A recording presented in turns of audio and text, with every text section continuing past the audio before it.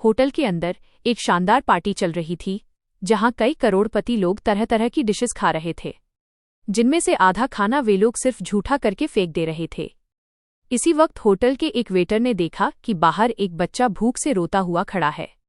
Waiter ने hotel के मालिक से छुपाकर बच्चे को खाना खिला दिया, लेकिन मालिक ने कैमरे में देख लिया और वेटर की पूरे महीने की सैलरी काट ली। अगले दिन होटल के बाहर पुलिस की गाड़ियां आ गईं। इंस्पेक्टर ने वेटर को नमस्ते किया और बताया कि कल जिस बच्चे को तुमने खाना खिलाया था वो कोई मामूली लड़का नहीं था, बल्कि इस शहर के सबसे बड़े। ಕನ್ನಡ ಅನುವಾದ ಕನ್ನಡ ಟ್ರಾನ್ಸ್ಲೇಷನ್. ಹೋಟೆಲ್ ಒಳಗೆ ಒಂದು ಭವ್ಯವಾದ ಪಾರ್ಟಿ ನಡೆಯುತ್ತಿತ್ತು. ಅಲ್ಲಿ ಅನೇಕ ಕೋಟ್ಯಾಧಿಪತಿಗಳು ಬಗೆಬಗೆಯ ಖಾದ್ಯಗಳನ್ನು ಸವಿಯುತ್ತಿದ್ದರು. ಅದರಲ್ಲಿ ಅರ್ಧದಷ್ಟು ಆಹಾರವನ್ನು ಅವರು ಎಂಜಲು ಮಾಡಿ ಹಾಗೆಯೇ ಎಸೆಯುತ್ತಿದ್ದರು. ಸರಿಯಾಗಿ ಅದೇ ಸಮಯದಲ್ಲಿ ಹೋಟೆಲ್ನ ವೇಟರ್ ಒಬ್ಬನು ಹೊರಗೆ ಮಗು ಹಸಿವಿನಿಂದ ಅಳುತ್ತಾ ನಿಂತಿರುವುದನ್ನು ನೋಡಿದನು. ವೇಟರ್ ಹೋಟೆಲ್ ಮಾಲೀಕನಿಗೆ ತಿಳಿಯದಂತೆ ಆ ಮಗುವಿಗೆ ಊಟ ಮಾಡಿಸಿದನು. ಆದರೆ ಮಾಲೀಕನು ಇದನ್ನು ಸಿಸಿಟಿವಿ ಕ್ಯಾಮೆರಾದಲ್ಲಿ ನೋಡಿಬಿಟ್ಟನು ಮತ್ತು ವೇಟರ್ನ ಇಡೀ ತಿಂಗಳ ಸಂಬಳವನ್ನು ಕಡಿತಗೊಳಿಸಿದನು. ಮರುದಿನ ಹೋಟೆಲ್ ಹೊರಗೆ ಪೊಲೀಸ್ ವಾಹನಗಳು ಬಂದವು. ಇನ್ಸ್ಪೆಕ್ಟರ್ ಆ ವೇಟರ್ಗೆ ನಮಸ್ಕರಿಸಿ, ನಿನ್ನೆ ನೀನು ಯಾವ ಮಗುವಿಗೆ ಊಟ ಮಾಡಿಸಿದ್ದೆಯೋ ಅವನು ಸಾಮಾನ್ಯ ಹುಡುಗನಲ್ಲ, ಬದಲಾಗಿ ಈ ನಗರದ ಅತಿದೊಡ್ಡ. ನನ್ನ ಹೆಸರು ಹೇಮಂತ್ ಮತ್ತು ನಾನು ಒಂದು ಪಂಚತಾರ 5 ಸ್ಟಾರ್ ಹೋಟೆಲ್ನಲ್ಲಿ ವೇಟರ್ ಆಗಿದ್ದೆ. ಇಲ್ಲಿ ನಮ್ಮ ಮಾಲೀಕ ತುಂಬಾ ಕ್ರೂರಿ ಮನುಷ್ಯನಾಗಿದ್ದ. ನಾವು ಒಂದು ದಿನ ರಜೆ ತೆಗೆದುಕೊಂಡರೂ ಅವನು ನಮ್ಮ ಸಂಬಳವನ್ನು ಕತ್ತರಿಸುತ್ತಿದ್ದ. ನಮ್ಮ ಯಾವುದೇ ಕಷ್ಟಗಳು ಅವನಿಗೆ ಮುಖ್ಯವಾಗಿರಲಿಲ್ಲ. ಅದು ಕಾಯಿಲೆಯಾಗಿರಲಿ ಅಥವಾ ಯಾವುದಾದರೂ ಅಪಘಾತವಾಗಿರಲಿ, ಅವನಿಗೆ ಅದೆಲ್ಲವೂ ಕೇವಲ ನೆಪಗಳಾಗಿದ್ದವು. ನನ್ನ ಮನೆಯ ಪರಿಸ್ಥಿತಿ ಹೇಗಿತ್ತೆಂದರೆ ಬಹುಶಃ ನಾನು ಕೆಲಸಕ್ಕೆ ಹೋಗಲೇಬಾರದಿತ್ತು. ನನ್ನ ಮನೆಯಲ್ಲಿ ಇಬ್ಬರೇ ಹೆಂಗಸರಿದ್ದರು. ಅವರಿಬ್ಬರೂ ನನ್ನ ಜೀವನದ ಅತ್ಯಂತ ವಿಶೇಷ ವ್ಯಕ್ತಿಗಳು ಮತ್ತು ನಾನು ಬದುಕಲು ಕಾರಣವಾಗಿದ್ದರು. ಆದರೆ ಅತ್ಯಂತ ದುಃಖದ ಸಂಗತಿಯೆಂದರೆ ಅವರಿಬ್ಬರೂ ಕಾಯಿಲೆಯಿಂದ ಬಳಲುತ್ತಿದ್ದರು. ನನ್ನ ತಾಯಿ ಮಂಚದ ಮೇಲೆ ಬಿದ್ದಿದ್ದರು. ಅವರ ದೇಹ ತುಂಬಾ ದುರ್ಬಲವಾಗಿತ್ತು. ಅವರಿಗೆ ಸರಿಯಾಗಿ ಉಸಿರಾಡಲು ಕೂಡ ಸಾಧ್ಯವಾಗುತ್ತಿರಲಿಲ್ಲ. ರಾತ್ರಿ ಹೊತ್ತು ಅವರು ಕೆಮ್ಮುತ್ತಾ ಎದ್ದು ಕುಳಿತುಕೊಳ್ಳುತ್ತಿದ್ದರು ಮತ್ತು ನಾನು ಅವರ ತಲೆಯ ಹತ್ತಿರವೇ ಕುಳಿತಿರುತ್ತಿದ್ದೆ. ನನ್ನ ಪತ್ನಿಯ ಆರೋಗ್ಯ ಕೂಡ ಇತ್ತೀಚೆಗೆ ಸರಿಯಿರಲಿಲ್ಲ. ಅವಳು ಯಾವಾಗಲೂ ಜ್ವರದಿಂದ ಬಳಲುತ್ತಿದ್ದಳು. ಒಮ್ಮೆ ಹೊಟ್ಟೆ ನೋವು ಎನ್ನುತ್ತಿದ್ದಳು, ಇನ್ನೊಮ್ಮೆ ತಲೆನೋವಿನ ದೂರು ನೀಡುತ್ತಿದ್ದಳು. ಮನೆಯ ಕೆಲಸ ಕೂಡ ಅವಳಿಂದ ಸರಿಯಾಗಿ ಮಾಡಲು ಸಾಧ್ಯವಾಗುತ್ತಿರಲಿಲ್ಲ. ಆದರೂ ನನಗೆ ತೊಂದರೆಯಾಗಬಾರದೆಂದು ಅವಳು ಏನಾದರೊಂದನ್ನು ಮಾಡಲು ಯಾವಾಗಲೂ ಪ್ರಯತ್ನಿಸುತ್ತಿದ್ದಳು. ವಿಷಯವೇನೆಂದರೆ ನಮ್ಮ ಮನೆ ತುಂಬಾ ಗಲೀಜು ಜಾಗದಲ್ಲಿತ್ತು. ಅಲ್ಲಿನ ರಸ್ತೆಗಳು ತುಂಬಾ ಕಿರಿದಾಗಿದ್ದವು. ಚರಂಡಿಗಳು ಯಾವಾಗಲೂ ಉಕ್ಕಿ ಹರಿಯುತ್ತಿದ್ದವು. ಪಕ್ಕದಲ್ಲೇ ಒಂದು ಖಾಲಿ ಪ್ಲಾಟ್ ಇತ್ತು. ಅಲ್ಲಿ ಜನರು ಕಸದ ರಾಶಿಯನ್ನು ಎಸೆದು ಅದನ್ನು ರೋಗಗಳ ತಾಣವನ್ನಾಗಿ ಮಾಡಿದ್ದರು. ಅಲ್ಲಿಂದ ಯಾವಾಗಲೂ ಗಲೀಜು ವಾಸನೆ ಬರುತ್ತಿತ್ತು ಮತ್ತು ನೊಣಸೊಳ್ಳೆಗಳು ಅದರ ಮೇಲೆ ಸುತ್ತುತ್ತಿರುತ್ತಿದ್ದವು. ಈ ಕಾರಣದಿಂದ ನನ್ನ ಮನೆಯಲ್ಲಿ ನೆಮ್ಮದಿ ಎನ್ನುವ ಹೆಸರೇ ಇರಲಿಲ್ಲ. ಈ ವಾಸನೆ ಮತ್ತು ಗಲೀಜಿನಿಂದಾಗಿ ಯಾರಾದರೂ ಒಬ್ಬರು ಯಾವಾಗಲೂ ಕಾಯಿಲೆಯಿಂದ ಇರುತ್ತಿದ್ದರು. ಕೆಲವೊಮ್ಮೆ ನನ್ನ ತಾಯಿಯ ಆರೋಗ್ಯ ಕೆಡುತ್ತಿತ್ತು, ಇನ್ನೊಮ್ಮೆ ನನ್ನ ಹೆಂಡತಿಯ ಸ್ಥಿತಿ ಹದಗೆಡುತ್ತಿತ್ತು. ನಾನು ಅವರಿಬ್ಬರನ್ನು ನೋಡಿ ಮೌನವಾಗಿ ಬಿಡುತ್ತಿದ್ದೆ. ಆ ಮನೆಯಿಂದ ಅವರನ್ನು ಯಾವುದಾದರೂ ಒಳ್ಳೆಯ ಮನೆಗೆ ಕರೆದುಕೊಂಡು ಹೋಗಿ ಶಿಫ್ಟ್ ಮಾಡಲು ನನ್ನ ಹತ್ತಿರ ಅಷ್ಟು ಹಣವಿರಲಿಲ್ಲ. ನನ್ನ ಸಂಬಳ ತುಂಬಾ ಕಡಿಮೆಯಿತ್ತು. ಅಷ್ಟು ಹಣದಲ್ಲೇ ರೇಷನ್, ಔಷಧಿಗಳು ಮತ್ತು ಬಾಡಿಗೆ ಎಲ್ಲವನ್ನೂ ಸರಿದೂಗಿಸಬೇಕಿತ್ತು. ತಿಂಗಳ ಕೊನೆಯಲ್ಲಿ ಜೇಬು ಸಂಪೂರ್ಣವಾಗಿ ಖಾಲಿಯಾಗಿ ಬಿಡುತ್ತಿತ್ತು. ಕೆಲವೊಮ್ಮೆ ಅರ್ಧ ಹೊಟ್ಟೆ ಊಟ ಸಿಗುವುದು ಕೂಡ ಕಷ್ಟವಾಗುತ್ತಿತ್ತು. ಆದರೆ ಅಷ್ಟಾದರೂ ನಾನು ಪ್ರತಿದಿನ ಕೆಲಸಕ್ಕೆ ಹೋಗುತ್ತಿದ್ದೆ, ಏಕೆಂದರೆ ಒಂದು ದಿನ ಕೆಲಸಕ್ಕೆ ಹೋಗದಿದ್ದರೂ ಎಲ್ಲವೂ ಸ್ಥಗಿತಗೊಂಡು ಬಿಡುತ್ತಿತ್ತು. ಈ ತೊಂದರೆಯಲ್ಲಿದ್ದಾಗ ನಾನು ಒಂದು ದಿನ ನನ್ನ ಮಾಲೀಕನ ಜೊತೆ ಮಾತನಾಡಿದೆ. ನಾನು ಧೈರ್ಯ ಮಾಡಿ ಅವನಿಗೆ ಹೇಳಿದೆ, ನನ್ನ ಮನೆಯಲ್ಲಿ ತುಂಬಾ ಕಾಯಿಲೆಗಳಿವೆ, ಖರ್ಚು ಕೂಡ ಹೆಚ್ಚಾಗಿದೆ. ಒಂದು ವೇಳೆ ಸಂಬಳದಲ್ಲಿ ಸ್ವಲ್ಪ ಏರಿಕೆಯಾದರೆ ಅನುಕೂಲವಾಗುತ್ತದೆ ಎಂದು. ಅವನು ನನ್ನ ಮಾತನ್ನು ಕೇಳಿ ಜೋರಾಗಿ ನಗಲು ಪ್ರಾರಂಭಿಸಿದನು. ಅವನು ಹೇಳಿದನು, ನೀನು ಅಂಥದ್ದೇನೂ ವಿಶೇಷ ಕೆಲಸ ಮಾಡುತ್ತೀಯಾ ಅಂತ ನಾನು ನಿನ್ನ ಸಂಬಳ ಹೆಚ್ಚಿಸಲಿ? ಉಳಿದವರು ಮಾಡುವ ಕೆಲಸವನ್ನೇ ತಾನೇ ನೀನು ಮಾಡುತ್ತಿರುವುದು ಎಂದು. ಅವನ ಈ ಮಾತುಗಳು ನನ್ನ ಹೃದಯಕ್ಕೆ ಚುಚ್ಚಿದವು. ನಾನು ಆದರೂ ಹೇಳಿದೆ, ನನ್ನ ಮನೆಯ ಪರಿಸ್ಥಿತಿ ತುಂಬಾ ಕೆಟ್ಟದಾಗಿದೆ ಮಾಲೀಕರೇ ಎಂದು. ಅದಕ್ಕೆ ಅವನು, ನಾನೇನು ಮಾಡಲಿ? ನಿನ್ನ ಮನೆಯಲ್ಲಿ ಕಾಯಿಲೆಗಳನ್ನು ನಾನೇನಾದರೂ ತಂದಿಟ್ಟಿದ್ದೇನೆಯೇ ಎಂದು ಹೇಳಿ ಅಲ್ಲಿಂದ ಹೊರಟು ಹೋದನು. ನಾನು ಹಾಗೆಯೇ ಸ್ತಬ್ಧನಾಗಿ ನಿಂತುಬಿಟ್ಟೆ. ಆ ದಿನದ ನಂತರ ನಾನು ಅವನ ಜೊತೆ ಮಾತನಾಡುವುದನ್ನೇ ಬಿಟ್ಟುಬಿಟ್ಟೆ. ನಾನು ಕೇವಲ ಶಾಂತಿಯಿಂದ ನನ್ನ ದಿನಗಳನ್ನು ಕಳೆಯತೊಡಗಿದೆ. ಬೆಳಿಗ್ಗೆ ಕೆಲಸ, ಸಂಜೆ ಸುಸ್ತಾಗಿ ಮನೆಗೆ ಮರಳುವುದು, ತಾಯಿಯ ಮೌನವಾದ ಕಣ್ಣುಗಳು, ಹೆಂಡತಿಯ ಅಶಕ್ತ ಮುಖ ಇವೆಲ್ಲವೂ ನನ್ನ ಜೊತೆಗೆ ಇರುತ್ತಿದ್ದವು. ದಿನಗಳು ಹೀಗೆಯೇ ಕಳೆದು ಹೋಗುತ್ತಿದ್ದವು. ಸಮಯ ಯಾವಾಗ ಕಳೆದು ಹೋಗುತ್ತಿತ್ತು ಎಂಬುದು ತಿಳಿಯುತ್ತಲೇ ಇರಲಿಲ್ಲ. ನನ್ನ ಜೀವನ ಇಷ್ಟೇ ಇರಬಹುದು ಎಂದು ನಾನು ಯಾವಾಗಲೂ ಯೋಚಿಸುತ್ತಿದ್ದೆ. ಜೀವನದಲ್ಲಿ ಮುಂದೆ ಏನಾಗಲಿದೆ ಎಂದು ದೇವರಿಗೆ ಗೊತ್ತು. ನನ್ನ ಜೊತೆಗೆ ಇನ್ನೊಬ್ಬ ಹುಡುಗ ಕೂಡ ವೇಟರ್ ಕೆಲಸ ಮಾಡುತ್ತಿದ್ದ. ಅವನ ಹೆಸರು ಮೋಹಿತ್. ಅವನು ಹೇಳುತ್ತಿದ್ದ, ನಾವು ಜೀವನಪೂರ್ತಿ ಹೀಗೆ ಬಡವರಾಗಿಯೇ ಇರುವುದಿಲ್ಲ, ಒಂದು ದಿನ ನಾವು ಕೂಡ ಶ್ರೀಮಂತರಾಗುತ್ತೇವೆ ಎಂದು. ಅದಕ್ಕೆ ನಾನು ಅವನಿಗೆ ಹೇಳುತ್ತಿದ್ದೆ, ಪ್ರತಿಯೊಬ್ಬ ಬಡವನೂ ತನ್ನ ಇಡೀ ಜೀವನವನ್ನು ಇದೇ ಯೋಚನೆಯಲ್ಲಿ ಕಳೆಯುತ್ತಾನೆ. ಒಂದು ದಿನ ತಾನು ಕೂಡ ಶ್ರೀಮಂತನಾಗುತ್ತೇನೆ, ಸೇಠ್ ಆಗುತ್ತೇನೆ, ತನ್ನದೇ ಆದ ಸ್ವಂತ ಮನೆ ಇರುತ್ತದೆ, ಕಾರು ಇರುತ್ತದೆ ಮತ್ತು ತುಂಬಾ ಸಂಪತ್ತು ಇರುತ್ತದೆ ಎಂದು. ಆದರೆ ಸತ್ಯವೇನೆಂದರೆ ಅಂತಹದ್ದೇನೂ ಆಗುವುದಿಲ್ಲ. ಆ ಕಸದ ರಾಶಿ ನಮ್ಮೆಲ್ಲರನ್ನೂ ನುಂಗಿಬಿಡುತ್ತದೆ ಎಂದು ನನಗನ್ನಿಸುತ್ತದೆ. ಮೊದಲು ತಾಯಿ ಈ ಪ್ರಪಂಚವನ್ನು ಬಿಟ್ಟು ಹೋಗುತ್ತಾರೆ, ನಂತರ ನನ್ನ ಹೆಂಡತಿ ಮತ್ತು ಒಂದು ದಿನ ನನ್ನ ಸರದಿ ಕೂಡ ಬರುತ್ತದೆ ಎಂದು. ಮೋಹಿತ್ ಯಾವಾಗಲೂ ತುಂಬಾ ಭರವಸೆಯ ಮಾತುಗಳನ್ನು ಆಡುತ್ತಿದ್ದನು. ಕನ್ನಡ ಅನುವಾದ, ಕನ್ನಡ ಟ್ರಾನ್ಸ್ಲೇಷನ್. ಅವನು ಹೇಳುತ್ತಿದ್ದ, ದೇವರು ಎಲ್ಲರನ್ನೂ ಗಮನಿಸುತ್ತಿದ್ದಾನೆ. ದೇವರು ಕೇವಲ ನೀನು ಕಷ್ಟಪಟ್ಟು ಕೆಲಸ ಮಾಡಬೇಕೆಂದು ಬಯಸುತ್ತಾನೆ ಮತ್ತು ನಾವು ಶ್ರಮವಹಿಸಿದಾಗ ನಮಗೆ ಅದರ ಫಲ ಖಂಡಿತ ಸಿಗುತ್ತದೆ. ಕೆಟ್ಟವರಿಗೆ ಯಾವಾಗಲೂ ಕೆಟ್ಟದ್ದೇ ಆಗುತ್ತದೆ ಮತ್ತು ಒಳ್ಳೆಯವರಿಗೆ ಒಳ್ಳೆಯದೇ ಆಗುತ್ತದೆ. ಅನ್ಯಾಯ ಮಾಡುವವರಿಗೆ ಯಾವಾಗಲೂ ಶಿಕ್ಷೆ ಸಿಗುತ್ತದೆ ಎಂದು. ಅವನು ನನಗೆ ದೇವರ ವಿಷಯಗಳನ್ನು ನೆನಪಿಸುತ್ತಲೇ ಇರುತ್ತಿದ್ದ. ಅದರಿಂದ ನನ್ನ ಮನಸ್ಸಿಗೆ ಸ್ವಲ್ಪ ನೆಮ್ಮದಿ ಸಿಗುತ್ತಿತ್ತು, ಆದರೆ ನನ್ನೊಳಗೆ ನಿರಾಸೆ ತುಂಬಿರುತ್ತಿತ್ತು. ಯಾವುದೂ ಸರಿಯಾಗುವುದಿಲ್ಲ ಎಂದೇ ನನಗೆ ಅನಿಸುತ್ತಿತ್ತು. ಒಂದು ದಿನ ಏನಾಯಿತೆಂದರೆ, ನಮಗೆ ಒಂದು ವಿಷಯ ತಿಳಿಯಿತು. ಅದೇನೆಂದರೆ, ಒಬ್ಬ ದೊಡ್ಡ ಅಪರಾಧಿಯಿದ್ದ. ಅವನ ತಲೆಯ ಮೇಲೆ ಸರ್ಕಾರ ಕನಿಷ್ಠ 50 ಲಕ್ಷ ರೂಪಾಯಿ ಬಹುಮಾನ ಘೋಷಿಸಿತ್ತು. ಅವನು ಉನ್ನತ ಮಟ್ಟದ ಅತ್ಯಂತ ಭಯಾನಕ ಅಪರಾಧಿಯಾಗಿದ್ದ. ಅವನನ್ನು ನಮ್ಮ ಹೋಟೆಲ್ ಮಾಲೀಕ ಹೋಟೆಲ್ನಲ್ಲಿ ಬಚ್ಚಿಟ್ಟಿದ್ದ ಮತ್ತು ಒಂದು ವಿಶೇಷವಾದ ಕೋಣೆಯಲ್ಲಿ ಅವನನ್ನು ಇರಿಸಲಾಗಿತ್ತು. ಅದು ವಿಐಪಿ ಕೋಣೆಯಾಗಿತ್ತು. ಅಲ್ಲಿಗೆ ಯಾರಿಗೂ ಹೋಗಲು ಅನುಮತಿ ಇರಲಿಲ್ಲ. ಈ ವಿಷಯ ಮೋಹಿತ್ಗೆ ತಿಳಿಯಿತು ಮತ್ತು ಅವನು ನನಗೆ ಹೇಳಿದನು. ಅವನು ಹೇಳಿದನು, ಬಾ, ನಾವು ಹೋಗಿ ಪೊಲೀಸರಿಗೆ ಆ ಅಪರಾಧಿ ಅಲ್ಲಿಯೇ ಇದ್ದಾನೆ ಎಂದು ಹೇಳೋಣ ಮತ್ತು ಪೊಲೀಸರಿಂದ ಆ 50 ಲಕ್ಷ ರೂಪಾಯಿ ಬಹುಮಾನವನ್ನು ಪಡೆದುಕೊಳ್ಳೋಣ. ಅದರಲ್ಲಿ ಅರ್ಧ ನೀನು ಇಟ್ಟುಕೋ ಮತ್ತು ಅರ್ಧ ಹಣ ನನ್ನದಾಗುತ್ತದೆ. ನನ್ನ ಜೀವನವೂ ಸುಧಾರಿಸುತ್ತದೆ ಮತ್ತು ನಿನ್ನದು ಕೂಡ. ಆಗ ನಮ್ಮೆಲ್ಲ ಕಷ್ಟಗಳು ದೂರವಾಗುತ್ತವೆ. ನಾವು ಇಲ್ಲಿಯೇ ಕೆಲಸ ಮಾಡುತ್ತಿದ್ದರೆ 25 ವರ್ಷಗಳಲ್ಲಾದರೂ ಆಗಸ್ಟ್ 25 ಲಕ್ಷ ರೂಪಾಯಿಗಳನ್ನು ಗಳಿಸಲು ಸಾಧ್ಯವಿಲ್ಲ. ಆದರೆ ಹೀಗೆ ಒಂದೇ ದಿನದಲ್ಲಿ ನಾವು ಅದನ್ನು ಗಳಿಸಬಹುದು ಎಂದು ನಾನು ಕೇಳಿದೆ. ನಿನಗೆ ಸಂಪೂರ್ಣ ನಂಬಿಕೆ ಇದೆಯೇ ಅವನು ಅದೇ ವ್ಯಕ್ತಿ ಎಂದು? ಅದಕ್ಕೆ ಅವನು ಹೇಳಿದನು, ಹೌದು, ಇವನು ಅದೇ ವ್ಯಕ್ತಿ. ನಾನು ಹೇಳಿದೆ, ಹಾಗಿದ್ದರೆ ನಾವು ಹತ್ತಿರದ ಪೊಲೀಸ್ ಠಾಣೆಗೆ ಹೋಗಬೇಕು. ಹೀಗೆ ನಾವು ಹತ್ತಿರದ ಪೊಲೀಸ್ ಠಾಣೆಗೆ ಹೋಗಲು ಯೋಜನೆಯನ್ನು ಹಾಕಿಕೊಂಡು ಕುಳಿತೆವು. ನಮ್ಮ ಹೃದಯದಲ್ಲಿ ಈಗ ಎಲ್ಲವೂ ಸರಿಯಾಗುತ್ತದೆ ಎನ್ನುವ ಬಹಳಷ್ಟು ಆಸೆಗಳು ಚಿಗುರೊಡೆದವು. ನಮ್ಮ ಹತ್ತಿರ 25 ಲಕ್ಷ ರೂಪಾಯಿ ಬರುತ್ತದೆ. ನಾನು ಯೋಚಿಸಿದೆ, ಮೊದಲು ನಾನು ನನ್ನ ಮನೆಯನ್ನು ಬದಲಾಯಿಸುತ್ತೇನೆ. ನನ್ನ ತಾಯಿಯನ್ನು ಒಂದು ಒಳ್ಳೆಯ ಆಸ್ಪತ್ರೆಗೆ ಸೇರಿಸುತ್ತೇನೆ. ಪತ್ನಿಯನ್ನು ಕೂಡ ಒಬ್ಬ ಒಳ್ಳೆಯ ವೈದ್ಯರ ಹತ್ತಿರ ಕರೆದುಕೊಂಡು ಹೋಗಿ ತಪಾಸಣೆ ಮಾಡಿಸುತ್ತೇನೆ.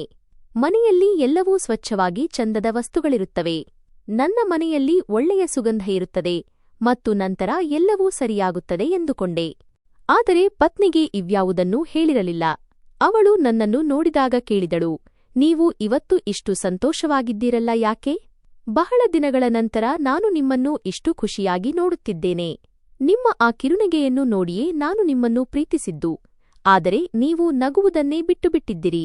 ನಾನು ಹೇಳಿದೆ, ಇನ್ನು ಮುಂದೆ ನಾನು ನಗುತ್ತೇನೆ ಮತ್ತು ನೀನು ಕೂಡ ನಗುತ್ತೀಯೇ. ನೋಡು, ಎಲ್ಲವೂ ಸರಿಯಾಗುತ್ತದೆ. ನಾವು ಎಲ್ಲರೂ ತುಂಬಾ ಸಂತೋಷವಾಗಿರಲಿದ್ದೇವೆ ಎಂಬ ಭರವಸೆಯನ್ನು ನಾನು ಅವಳಿಗೆ ನೀಡಿದೆ. ಆದರೆ ನಾವು ಪೊಲೀಸ್ ಠಾಣೆಗೆ ಹೋಗಿ ಈ ವಿಷಯದ ಬಗ್ಗೆ ಮಾತನಾಡಿದಾಗ ಆ ಪೊಲೀಸ್ ನಗಲು ಪ್ರಾರಂಭಿಸಿದನು. ಪುಣ್ಯಕ್ಕೆ ನಾವು ಪೊಲೀಸರಿಗೆ ನಮ್ಮ ಹೆಸರನ್ನು ಹೇಳಿರಲಿಲ್ಲ. ಒಂದು ವೇಳೆ ಈ ದೂರಿನ ವಿಷಯ ಮಾಲೀಕನಿಗೆ ತಿಳಿದಿದ್ದರೆ ನಮ್ಮ ಕೆಲಸವೂ ಹೋಗುತ್ತಿತ್ತು. ಆ ಪೊಲೀಸ್ ನಮ್ಮನ್ನು ಕೇಳಿದನು, ಆ ವ್ಯಕ್ತಿಯ ತಲೆಯ ಮೇಲೆ ಎಷ್ಟು ಬಹುಮಾನವಿದೆ? ನಾವು ಹೇಳಿದೆವು, ಸಾರ್, ಪೂರ್ತಿ 50 ಲಕ್ಷ ರೂಪಾಯಿಗಳು. ನಾವು ಪತ್ರಿಕೆಯ ತುಣುಕನ್ನು ಕೂಡ ತೋರಿಸಿದೆವು. ಆಗ ಅವನು ಹೇಳಿದನು, 50 ಲಕ್ಷಕ್ಕಿಂತ ಹೆಚ್ಚೇ ನನಗೆ ಈಗಾಗಲೇ ಸಿಕ್ಕಿಬಿಟ್ಟಿದೆ. ಈ ದೇಶದಲ್ಲಿ ವಾಸಿಸುತ್ತಾ ಒಬ್ಬ ಮನುಷ್ಯ ಇಷ್ಟೊಂದು ನಿರ್ಭಯವಾಗಿ ಮತ್ತು ನೇರವಾಗಿ ನಾನು ಲಂಚ ತಿಂದಿದ್ದೇನೆ ಎಂದು ಪ್ರಚಾರ ಮಾಡುತ್ತಿದ್ದಾನಲ್ಲ ಎಂದು ನಮಗೆ ಆಶ್ಚರ್ಯವಾಯಿತು. ಅಂದರೆ ಅವನಿಗೆ ಯಾವುದರ ಬಗ್ಗೆಯೂ ಭಯವಿರಲಿಲ್ಲ. ನಾವು ಕೇಳಿದೆವು, ಅದರ ಅರ್ಥವೇನು? ಅದಕ್ಕೆ ಅವನು ಹೇಳಿದನು, ಈ ಸರ್ಕಾರ ಇದೆಯಲ್ಲ, ಇವರು ಅಪರಾಧಿಗಳ ಮೇಲೆ ಬಹುಮಾನವನ್ನು ತುಂಬಾ ಕಡಿಮೆ ಇಡುತ್ತಾರೆ. ಈ ಅಪರಾಧಿಯ ತಲೆಯ ಮೇಲೆ 50 ಲಕ್ಷ ಬಹುಮಾನವಿರಬಾರದಿತ್ತು. ಇವನ ಮೇಲೆ ಕನಿಷ್ಠ 50 ಕೋಟಿ ರೂಪಾಯಿ ಬಹುಮಾನವಿರಬೇಕಿತ್ತು. ಆಗ ಬಹುಶಃ ಯಾರಾದರೂ ಇವನನ್ನು ಹಿಡಿದು ಸರ್ಕಾರ ಅಥವಾ ಪೊಲೀಸರ ಮುಂದೆ ಹಾಜರುಪಡಿಸುತ್ತಿದ್ದರು. ಈ 50 ಲಕ್ಷವಂತೂ ನಮಗೆ 10 ದಿನಗಳಲ್ಲೇ ಸಿಕ್ಕಿಬಿಟ್ಟಿದೆ. ಕೇವಲ ಇವನು ಎಲ್ಲಿದ್ದಾನೆ ಎಂಬ ವಿಷಯವನ್ನು ಮುಚ್ಚಿಡಲು ನಮಗೆ ಈ ಹಣ ಸಿಗುತ್ತಿದೆ. ನಮಗೆ ಎಲ್ಲವೂ ಗೊತ್ತು. ಪ್ರತಿ ತಿಂಗಳ ಹಣ ನಮ್ಮ ಮನೆಗೆ ಬರುತ್ತಿರುತ್ತದೆ. ಇಷ್ಟೆಲ್ಲ ಗೊತ್ತಿದ್ದು ನಾವು ಅವನನ್ನು ಹಿಡಿದುಕೊಟ್ಟು ನಮ್ಮ ತಿಂಗಳ ಹಣವನ್ನು ನಿಲ್ಲಿಸಿಕೊಳ್ಳುವಷ್ಟು ಹುಚ್ಚರಲ್ಲ. ಅಂದರೆ ಚಿನ್ನದ ಮೊಟ್ಟೆ ಇಡುವ ಕೋಳಿಯನ್ನು ಯಾರಾದರೂ ಕೊಲ್ಲುತ್ತಾರೆಯೇ? ಇಲ್ಲ, ಚಿನ್ನದ ಮೊಟ್ಟೆ ಇಡುವ ಕೋಳಿಯನ್ನು ಯಾವಾಗಲೂ ಸುರಕ್ಷಿತವಾಗಿಡುತ್ತೇವೆ ಮತ್ತು ಅದರ ಮೊಟ್ಟೆಗಳನ್ನು ತಿನ್ನುತ್ತೇವೆ. ನಾವು ಅವನ ಮಾತುಗಳನ್ನು ಕೇಳಿ ದಂಗಾಗಿ ಹೋದೆವು. ಕೊನೆಯಲ್ಲಿ ಅವನು ಕೇಳಿದನು, ಅಂದ ಹಾಗೆ ನಿಮಗೆ ಇದೆಲ್ಲ ಹೇಗೆ ಗೊತ್ತು? ನೀವು ಎಲ್ಲಿಗೆ ಹೋಗಿದ್ದಿರಿ? ನಾವು ಹೇಳಿದೆವು, ಅದಲ್ಲ, ನಮಗೆ ಬೇರೆ ಯಾರೋ ಈ ವಿಷಯ ತಿಳಿಸಿದ್ದರು ಮತ್ತು ಅವರೇ ನಮ್ಮನ್ನು ಇಲ್ಲಿಗೆ ಕಳುಹಿಸಿದ್ದಾರೆ. ಆಗ ಪೊಲೀಸ್ ಹೇಳಿದನು, ಸರಿ, ಹಾಗಾದರೆ ಅವನ ಹೆಸರೇನಾದರೂ ಇರಬೇಕಲ್ಲ, ಅದನ್ನು ಹೇಳಿ. ಕನ್ನಡ ಅನುವಾದ, ಕನ್ನಡ ಟ್ರಾನ್ಸ್ಲೇಷನ್. ಆದರೆ ನಾನು ತಕ್ಷಣ ಯಾವುದೋ ಒಂದು ಸುಳ್ಳು ಹೆಸರನ್ನು ಹೇಳಿದೆ ಮತ್ತು ಅವನು ನಮಗೆ ಒಂದು ಪ್ಯಾನ್ ಅಂಗಡಿಯ ಬಳಿ ಸಿಕ್ಕಿದ್ದ ಎಂದು ಹೇಳಿದೆ. ಅವನು ಹೇಳಿದನು, ಸರಿ, ಹೋಗಿ, ನಾವು ನೋಡಿಕೊಳ್ಳುತ್ತೇವೆ. ನಾವು ಹೇಗೋ ಅಲ್ಲಿಂದ ಬೇಗನೆ ಪ್ರಾಣ ಉಳಿಸಿಕೊಂಡು ಹೊರಬಂದೆವು ಮತ್ತು ಪುಣ್ಯಕ್ಕೆ ನಮ್ಮ ಹೆಸರನ್ನು ಹೇಳಿರಲಿಲ್ಲ. ಇದರ ಅರ್ಥವೇನೆಂದರೆ ಪೊಲೀಸರು ಕೂಡ ಅವನ ಜೊತೆ ಸೇರಿಕೊಂಡಿದ್ದರು ಮತ್ತು ಆ ಹೋಟೆಲ್ ಮಾಲೀಕ ಕೂಡ. ನಮ್ಮ ದೇಶದಲ್ಲಿ ಇದು ತುಂಬಾ ದೊಡ್ಡ ಭ್ರಷ್ಟಾಚಾರ ನಡೆಯುತ್ತಿತ್ತು. ನನ್ನ ಹೃದಯವೇ ಒಡೆದು ಹೋದಂತಾಯಿತು. ಒಂದು ಭರವಸೆ ಕಂಡಿತ್ತು, ಅದು ಕೂಡ ಕೈಜಾರಿ ಹೋಯಿತು. ಈಗ ನಮ್ಮದು ಏನೂ ಆಗಲು ಸಾಧ್ಯವಿರಲಿಲ್ಲ. ಕೇವಲ ನಮ್ಮ ಕೆಲಸದಲ್ಲಿಯೇ ತೊಡಗಿರಬೇಕಾಗಿತ್ತು. ಅಲ್ಲಿಂದ ವಾಪಸ್ ಹೋಗುತ್ತಿದ್ದಾಗ ದಾರಿಯಲ್ಲಿ ಒಂದು ಮಗು ಭಿಕ್ಷೆ ಕೇಳುತ್ತಿತ್ತು. ಆ ಸಮಯದಲ್ಲಿ ನನ್ನ ಜೇಬಿನಲ್ಲಿ ಕೇವಲ 50 ರೂಪಾಯಿ ಇತ್ತು. ನಾನು ಅದನ್ನು ತೆಗೆದು ಆ ಮಗುವಿಗೆ ಕೊಟ್ಟೆ. ಮೋಹಿತ್ ಕೇಳಿದನು, 50 ರೂಪಾಯಿ ಯಾಕೆ ಕೊಟ್ಟೆ? 5 ರೂಪಾಯಿ ಕೊಡಬಹುದಿತ್ತಲ್ಲ. ನಾನು ಅಂದೆ, 5 ರೂಪಾಯಿಯಲ್ಲಿ ಇತ್ತೀಚಿನ ದಿನಗಳಲ್ಲಿ ಏನು ತಾನೇ ಸಿಗುತ್ತದೆ? ಅವನು ಹೇಳಿದನು, 50 ರೂಪಾಯಿಯಲ್ಲಿ ನಾವು ಚಹಾ ಕುಡಿಯಬಹುದಿತ್ತು. ನಾನು ಅಂದೆ, ಗೆಳೆಯ ನೋಡು, ಆ ಮಗು ಎಷ್ಟು ಚಿಕ್ಕದಾಗಿದೆ, ಪಾಪ ಹಸಿವಿನಿಂದ ಭಿಕ್ಷೆ ಬೇಡುತ್ತಿದೆ. ಅದಕ್ಕೆ ಏನಾದರೂ ಅನಿವಾರ್ಯತೆ ಇರಲೇಬೇಕಲ್ಲವೇ? ಅದಕ್ಕೆ ತಾನೇ ಈ ರೀತಿ ಭಿಕ್ಷೆ ಬೇಡುತ್ತಿರುವುದು. ಮೋಹಿತ್ ಹೇಳಿದನು, ನೋಡು, ಇವರು ಅಸಹಾಯಕರಲ್ಲ, ಬದಲಾಗಿ ಇವರದ್ದೇ ಆದ ದೊಡ್ಡ ಗ್ಯಾಂಗ್ಗಳಿರುತ್ತವೆ. ಇವರ ಹಿಂದೆ ಬಹಳಷ್ಟು ಜನರಿದ್ದಾರೆ. ಇವರು ನಮಗಿಂತ ಹೆಚ್ಚು ಹಣ ಗಳಿಸುತ್ತಾರೆ ಗೆಳೆಯ. ಅವರ ಮುಂದೆ ನಾವು ಬಡವರು. ಅವರು ಕೈಚಾಚಿ ಹಣ ಕೇಳಿಬಿಡುತ್ತಾರೆ. ನಾವು ಯಾರ ಮುಂದೆಯೂ ಕೈಚಾಚಲು ಕೂಡ ಸಾಧ್ಯವಿಲ್ಲ. ನಾನು ಅಂದೆ, ಇಲ್ಲ ಗೆಳೆಯ, ಯಾರು ಕೈಚಾಚಿ ಕೇಳುತ್ತಾರೋ ಅವರು ಎಲ್ಲೋ ಒಂದು ಕಡೆ ಬಡವರೇ ಆಗಿರುತ್ತಾರೆ. ಮೋಹಿತ್ ನನ್ನನ್ನು ನೋಡಿ ಅಂದನು, ನಿನ್ನ ಹೃದಯದಲ್ಲಿ ದೇವರು ಸ್ವಲ್ಪ ಜಾಸ್ತಿಯೇ ದಯೆ ತುಂಬಿದ್ದಾನೆ. ಆದರೆ ನಿನ್ನ ಜೇಬನ್ನು ಮಾತ್ರ ಖಾಲಿ ಇಟ್ಟಿದ್ದಾನೆ. ನಿನ್ನ ಜೇಬಿನಲ್ಲಿಯೂ ಏನಾದರೂ ಇದ್ದಿದ್ದರೆ ಆಗ ಈ ದಯೆ ಕೂಡ ನೋಡಲು ಚೆನ್ನಾಗಿರುತ್ತಿತ್ತು. ಆದರೆ ಈಗ ಏನು ಪ್ರಯೋಜನ? ನಾನು ಅಂದೆ, ಪರವಾಗಿಲ್ಲ, ದಯೆ ಇರಬೇಕು. ನಮ್ಮ ಸಮಾಜ ಇಂದು ಎಷ್ಟು ನಿರ್ದಯಿಯಾಗುತ್ತಿದೆ ಮತ್ತು ಮಾನವೀಯತೆಯನ್ನು ಮರೆಯುತ್ತಿದೆ ಎಂದರೆ ಈ ಕಾರಣದಿಂದಲೇ ವಿನಾಶವಾಗುತ್ತಿದೆ. ಅದಕ್ಕೆ ದೊಡ್ಡ ಕಾರಣವೆಂದರೆ ಈಗ ಜನರ ಹೃದಯದಲ್ಲಿ ದಯೆ ಎಂಬ ಹೆಸರೇ ಇಲ್ಲದಿರುವುದು. ಇದೆಲ್ಲವನ್ನೂ ಯೋಚಿಸಿ ನಾವು ತುಂಬಾ ಅಸಮಾಧಾನಗೊಂಡೆವು. ಆದರೆ ನಂತರ ಆ ವಿಷಯವನ್ನು ಮರೆತುಬಿಟ್ಟೆವು. ನಾವಾದರೂ ಈಗ ಏನು ಮಾಡಲು ಸಾಧ್ಯವಿತ್ತು? ಪತ್ನಿ ಕೂಡ 2ನೇ ಬಾರಿ ಕೇಳಲಿಲ್ಲ. ನೀವು ಎಲ್ಲವೂ ಸರಿಯಾಗಲಿದೆ ಎಂದು ಹೇಳುತ್ತಿದ್ದರಲ್ಲ, ಈಗ ಏನಾಯಿತು ಎಂದು. ಅವಳು ಕೂಡ ನನ್ನನ್ನು ಚೆನ್ನಾಗಿ ಅರ್ಥಮಾಡಿಕೊಂಡಿದ್ದಳು. ಏಕೆಂದರೆ ಜೀವನದಲ್ಲಿ ಕೇವಲ ಹಣವೊಂದೇ ಮುಖ್ಯವಲ್ಲವಲ್ಲವೇ? ಒಬ್ಬ ಒಳ್ಳೆಯ ಜೀವನ ಸಂಗಾತಿ, ಸಂತಾನ, ಆರೋಗ್ಯ ಇವೆಲ್ಲವೂ ಕೂಡ ಬಹಳ ಮುಖ್ಯವಾಗಿವೆ ಮತ್ತು ಈ ವಿಷಯಗಳಲ್ಲಿ ನಾನು ತುಂಬಾ ಅದೃಷ್ಟವಂತನಾಗಿದ್ದೆ. ಏಕೆಂದರೆ ನನ್ನ ಪತ್ನಿ ತುಂಬಾ ಒಳ್ಳೆಯವಳಾಗಿದ್ದಳು. ಅವಳು ಪ್ರತಿಯೊಂದು ವಿಷಯದಲ್ಲೂ ನನಗೆ ಸಾಥ್ ನೀಡುತ್ತಿದ್ದಳು. ನನ್ನ ಪ್ರತಿಯೊಂದು ಕಷ್ಟವನ್ನೂ ಅರ್ಥಮಾಡಿಕೊಳ್ಳುತ್ತಿದ್ದಳು. ಅವಳು ಎಂದಿಗೂ ನನ್ನ ಹತ್ತಿರ ಏನನ್ನೂ ಕೇಳಿರಲಿಲ್ಲ. ಯಾವುದೇ ಬೇಡಿಕೆ ಇಟ್ಟಿರಲಿಲ್ಲ. ಹೆಂಗಸರು ಬಂಗಾರದ ಸೆಟ್ ಕೇಳುತ್ತಾರೆ, ಬಟ್ಟೆ ಕೇಳುತ್ತಾರೆ, ಚಪ್ಪಲಿ ಕೇಳುತ್ತಾರೆ. ಬಡವನಾದವನು ಕೂಡ ತನ್ನ ಪತ್ನಿಗಾಗಿ ಬಟ್ಟೆ, ಸೀರೆ, ಸೂಟು ಇವುಗಳನ್ನಾದರೂ ಕೊಡಿಸುತ್ತಾನಲ್ಲವೇ? ನಾನು ನನ್ನ ಪತ್ನಿಗಾಗಿ ಒಂದು ಹೊಸ ಬಟ್ಟೆಯನ್ನು ಕೊಡಿಸಿ ಎಷ್ಟು ದಿನಗಳಾಗಿತ್ತೋ ನನಗೆ ತಿಳಿದಿರಲಿಲ್ಲ. ತಿಂಗಳಿಗೊಮ್ಮೆ ಅವಳಿಗೆ ಒಂದು ಒಳ್ಳೆಯ ಚಾಕೊಲೇಟ್ ಕೊಡಿಸಲು ಕೂಡ ನನ್ನಿಂದ ಸಾಧ್ಯವಾಗುತ್ತಿರಲಿಲ್ಲ. ಆದರೂ ಅವಳು ನನ್ನ ಜೊತೆಗಿದ್ದಳು. ನಮ್ಮ ಹೋಟೆಲ್ನ ಮಾಲೀಕನಂತೂ ತುಂಬಾ ಸುಂದರವಾದ ಜೀವನ ನಡೆಸುತ್ತಿದ್ದ. ಅವನ ಜೀವನ ಶೈಲಿಯೇ ಬೇರೆ ಲೋಕದ್ದಾಗಿತ್ತು. ದುಬಾರಿ ಕಾರುಗಳು, ಬೆಲೆಬಾಳುವ ಬಟ್ಟೆಗಳು ಮತ್ತು ಮುಖದಲ್ಲಿ ಯಾವಾಗಲೂ ಅಹಂಕಾರ. ಅವನ ಮಕ್ಕಳು ಒಳ್ಳೆಯ ಶಾಲೆಗೆ ಹೋಗುತ್ತಿದ್ದರು. ಸ್ವಚ್ಛವಾದ ಯೂನಿಫಾರ್ಮ್, ಹೊಸ ಬ್ಯಾಗ್ ಮತ್ತು ಕೈಯಲ್ಲಿ ಯಾವಾಗಲೂ ದುಬಾರಿ ಫೋನ್. ಅವರು ಫೋನ್ ಇಲ್ಲದೆ ಊಟ ಕೂಡ ಮಾಡುತ್ತಿರಲಿಲ್ಲ.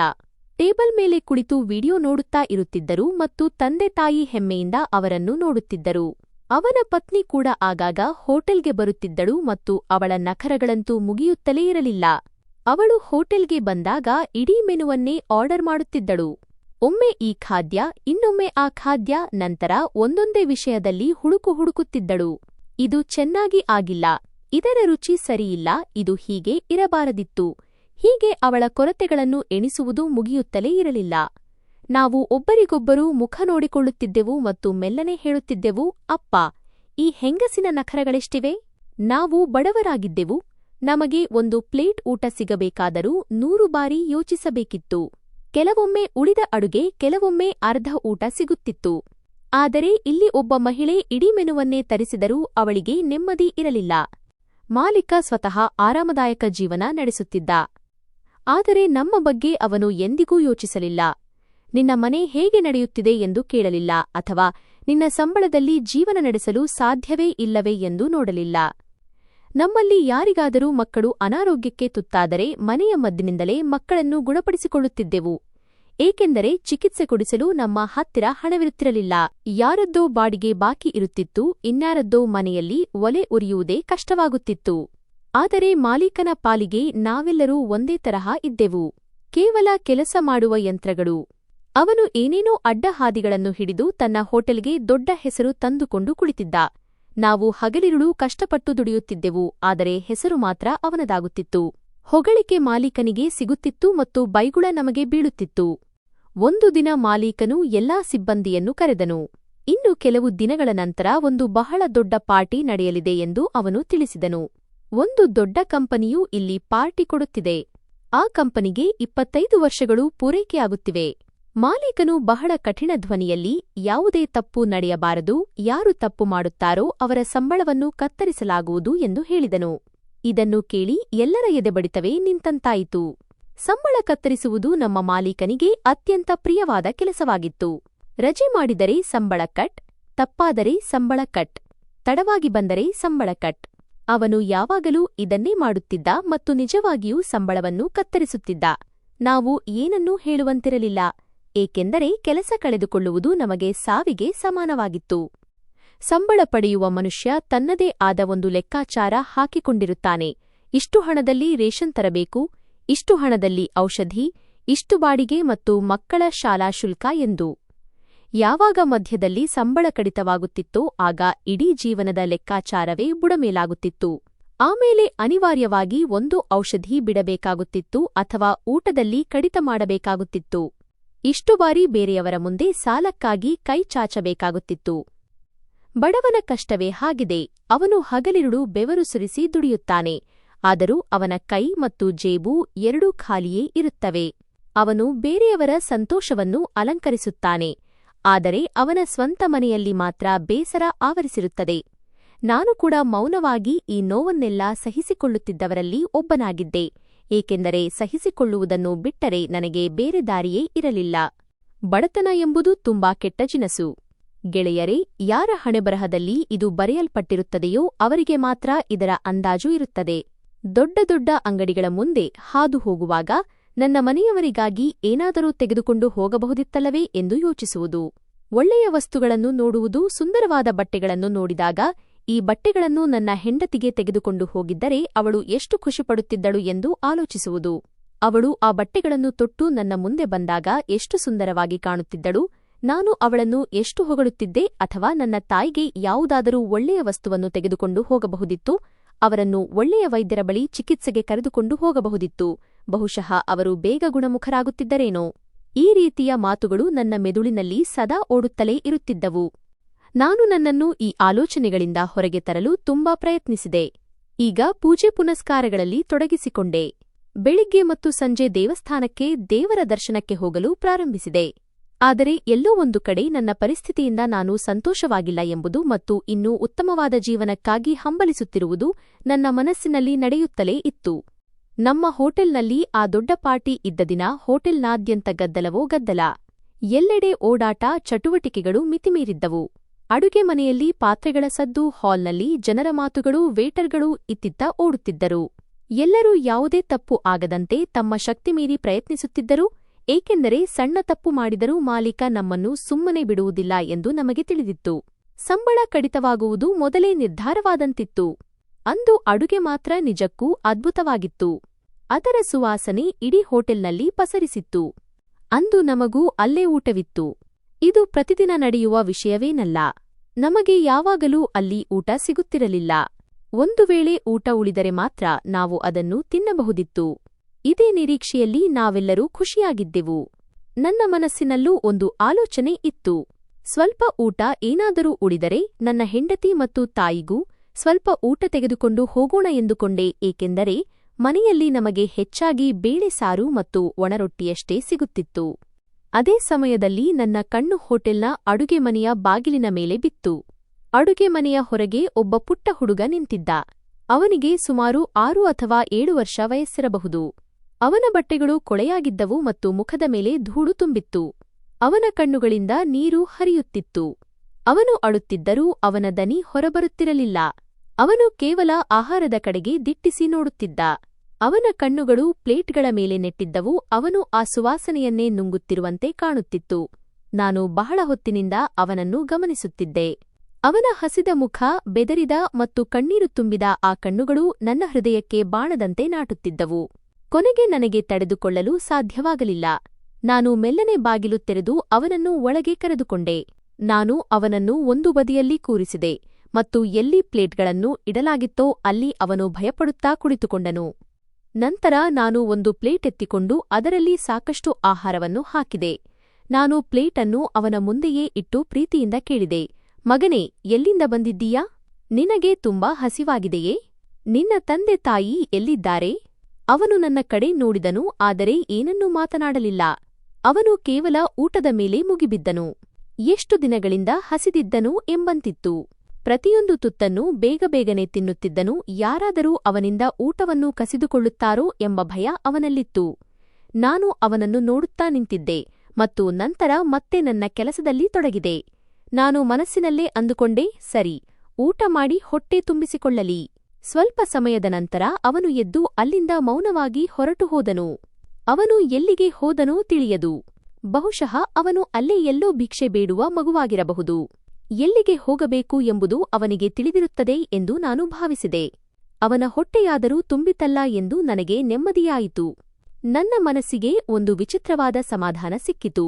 ಏಕೆಂದರೆ ಹಸಿವು ಎಂದರೆ ಏನು ಎಂಬುದು ನನಗೆ ತಿಳಿದಿತ್ತು. ಹಸಿವಾದಾಗ ಮನುಷ್ಯನಿಗೆ ಏನಾಗುತ್ತದೆ ಎಂಬುದು ನನಗೆ ಅರ್ಥವಾಗುತ್ತಿತ್ತು. ಹಸಿವು ಎನ್ನುವುದು ಮನುಷ್ಯನನ್ನು ಒಳಗಿನಿಂದ ಕುಗ್ಗಿಸಿಬಿಡುವ ಒಂದು ಅನುಭವ. ಆ ಸಮಯದಲ್ಲಿ ಮನುಷ್ಯನಿಗೆ ಏನೂ ಕಾಣಿಸುವುದಿಲ್ಲ, ಸಂಬಂಧಗಳೂ ಇಲ್ಲ, ಗೌರವವೂ ಇಲ್ಲ ಮತ್ತು ಭಯವೂ ಇಲ್ಲ. ಹಸಿವು ಎಂತಹದ್ದು ಎಂದರೆ ಒಂದು ವೇಳೆ ಯಾರದ್ದಾದರೂ ತಂದೆ ಸತ್ತು ಬಿದ್ದಿದ್ದರೂ ಸಹ ಹಸಿವು ಮನುಷ್ಯನ ಮೇಲೆ ಸವಾರಿ ಮಾಡುತ್ತದೆ ಮತ್ತು ಆ ಕ್ಷಣದಲ್ಲಿ ಕೇವಲ ಒಂದು ತುತ್ತು ಅನ್ನವೇ ಇಡೀ ಪ್ರಪಂಚವಾಗಿ ಬಿಡುತ್ತದೆ. ಮರುದಿನ ಹೋಟೆಲ್ ಮಾಲೀಕ ನನ್ನನ್ನು ತನ್ನ ಆಫೀಸ್ಗೆ ಕರೆಸಿದನು. ನಾನು ಮನಸ್ಸಿನಲ್ಲೇ ತುಂಬಾ ಹೆದರುತ್ತಿದ್ದೆ. ನಾನು ಮಾಡಿದ ಕೆಲಸಕ್ಕೆ ಇಷ್ಟು ದೊಡ್ಡ ಬೆಲೆ ತೆರಬೇಕಾಗುತ್ತದೆ ಎಂದು ನಾನು ಊಹಿಸಿರಲಿಲ್ಲ. ಮಾಲೀಕನು ಆಫೀಸ್ನಲ್ಲಿ ನನ್ನನ್ನು ಕೂರಿಸಿ ಸಿಸಿಟಿವಿ ಫುಟೇಜ್ ಅನ್ನು ಪ್ಲೇ ಮಾಡಿದನು. ಸ್ಕ್ರೀನ್ ಮೇಲೆ ನಾನು ಸ್ಪಷ್ಟವಾಗಿ ಕಾಣಿಸುತ್ತಿದ್ದೆ ಮತ್ತು ನಾನು ಊಟ ಮಾಡಿಸಿದ ಆ ಪುಟ್ಟ ಹುಡುಗ ಕೂಡ ಇದ್ದನು. ಇದನ್ನು ನೋಡುತ್ತಿದ್ದಂತೆಯೇ ಮಾಲೀಕನು ನನ್ನನ್ನು ಬೈಯಲು ಶುರು ಮಾಡಿದನು. ಅವನ ಧ್ವನಿ ತುಂಬಾ ಜೋರಾಗಿತ್ತು, ಮುಖ ಸಿಟ್ಟಿನಿಂದ ಕೆಂಪಾಗಿತ್ತು. ಅವನು ಕೇಳಿದನು, ಯಾರವನು? ನೀನು ಯಾರನ್ನು ಒಳಗೆ ಕರೆದು ಊಟ ಮಾಡಿಸಿದ್ದೀಯಾ? ಅವನು ನಿನ್ನ ಸಂಬಂಧಿಯೇ? ಅವನು ಮುಂದುವರಿದು ಕೇಳಿದನು, ನನ್ನನ್ನು ಕೇಳದೆ ನೀನು ಈ ಕೆಲಸ ಯಾಕೆ ಮಾಡಿದೆ? ಅಸಲಿಗೆ ನೀನು ಯಾರು ಹೀಗೆ ಮಾಡಲು? ನಾನು ಸಣ್ಣ ಧ್ವನಿಯಲ್ಲಿ ಹೇಳಿದೆ, ಸರ್, ಆ ಮಗು ಬಡವನಾಗಿತ್ತು, ಅವನಿಗೆ ತುಂಬಾ ಹಸಿವಾಗಿತ್ತು. ಇದನ್ನು ಕೇಳಿದ ತಕ್ಷಣ ನನ್ನ ಮಾಲೀಕ ಜೋರಾಗಿ ಕೂಗಿದನು, ಓಹೋ, ಹಾಗಿದ್ದರೆ ನೀನು ಕೂಡ ಬಡವನೇ ಅಲ್ವಾ? ನಿನಗೆ ನಿನ್ನ ಬಗ್ಗೆ ಕಾಳಜಿ ಬರಲಿಲ್ಲವೇ? ನೀನು ನಿನ್ನನ್ನು ತುಂಬಾ ದೊಡ್ಡ ಮಾಲೀಕ ಎಂದುಕೊಂಡಿದ್ದೀಯಾ ಜನರಿಗೆ ಸಹಾಯ ಮಾಡಲು? ನಾನು ವಿನಂತಿಸಿಕೊಳ್ಳುವ ಧ್ವನಿಯಲ್ಲಿ ಹೇಳಿದೆ, ಸರ್, ಅವನು ಚಿಕ್ಕ ಮಗು ಅಷ್ಟೇ. ಮಾಲೀಕನು ನನ್ನ ಮಾತನ್ನು ಪೂರ್ತಿಯಾಗಿ ಕೇಳಿಸಿಕೊಳ್ಳಲೇ ಇಲ್ಲ.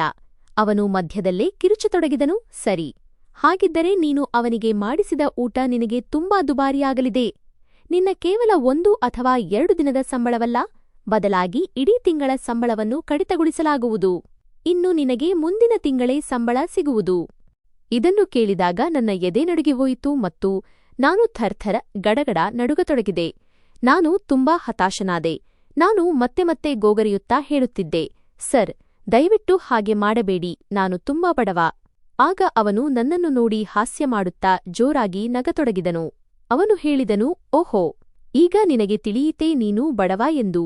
ಆದರೆ ನೀನು ದೊಡ್ಡ ರಾಜನಂತೆ ನಿನ್ನ ದರ್ಬಾರ್ನಲ್ಲಿ ಬಡವರಿಗೆ ಊಟ ಮಾಡಿಸುತ್ತಿದ್ದಾಗ ನಿನ್ನ ಬುದ್ಧಿ ಎಲ್ಲಿ ಹೋಗಿತ್ತು? ಈಗ ನಿನಗೆ ಅರ್ಥವಾಗುತ್ತದೆ ನೀನು ಕೂಡ ಒಬ್ಬ ಬಡವನೇ ಎಂದು. ಇದನ್ನು ಕೇಳಿ ನನ್ನ ಕಣ್ಣುಗಳಲ್ಲಿ ನೀರು ಬಂದವು. ನಾನು ತಲೆ ತಗ್ಗಿಸಿ ಸುಮ್ಮನೆ ನಿಂತಿದ್ದೆ. ಆದರೆ ಅವನು ಸತತವಾಗಿ ನನ್ನ ಮುಖಕ್ಕೆ ಹೊಡೆದಂತೆ ಮಾತನಾಡುತ್ತಿದ್ದನು. ಮೂರ್ಖ ಮನುಷ್ಯನೇ, ಯಾವ ಬೆಲೆಬಾಳುವ ಪಾತ್ರೆಗಳಲ್ಲಿ ಕೋಟ್ಯಾಧಿಪತಿಗಳು ಬಂದು ಊಟ ಮಾಡುತ್ತಾರೋ ಅಂತಹ ಪಾತ್ರೆಗಳಲ್ಲಿ ನೀನು ಒಬ್ಬ ಬಡಮಗುವಿಗೆ ಊಟ ಮಾಡಿಸಿದ್ದೀಯಾ? ಬೀದಿಗಳಲ್ಲಿ ಭಿಕ್ಷೆ ಬೇಡುತ್ತಾ ಅಲೆದಾಡುವ ಎಷ್ಟು ರೋಗಗಳನ್ನು ಹೊತ್ತಿರುವವನೋ ತಿಳಿಯದ ಆ ಮಗು ರಸ್ತೆಯಲ್ಲೇ ಮಲಗುತ್ತದೆ. ಅವನು ಯಾರ ಅಕ್ರಮ ಸಂತಾನವೋ ಯಾರಿಗೆ ಗೊತ್ತು?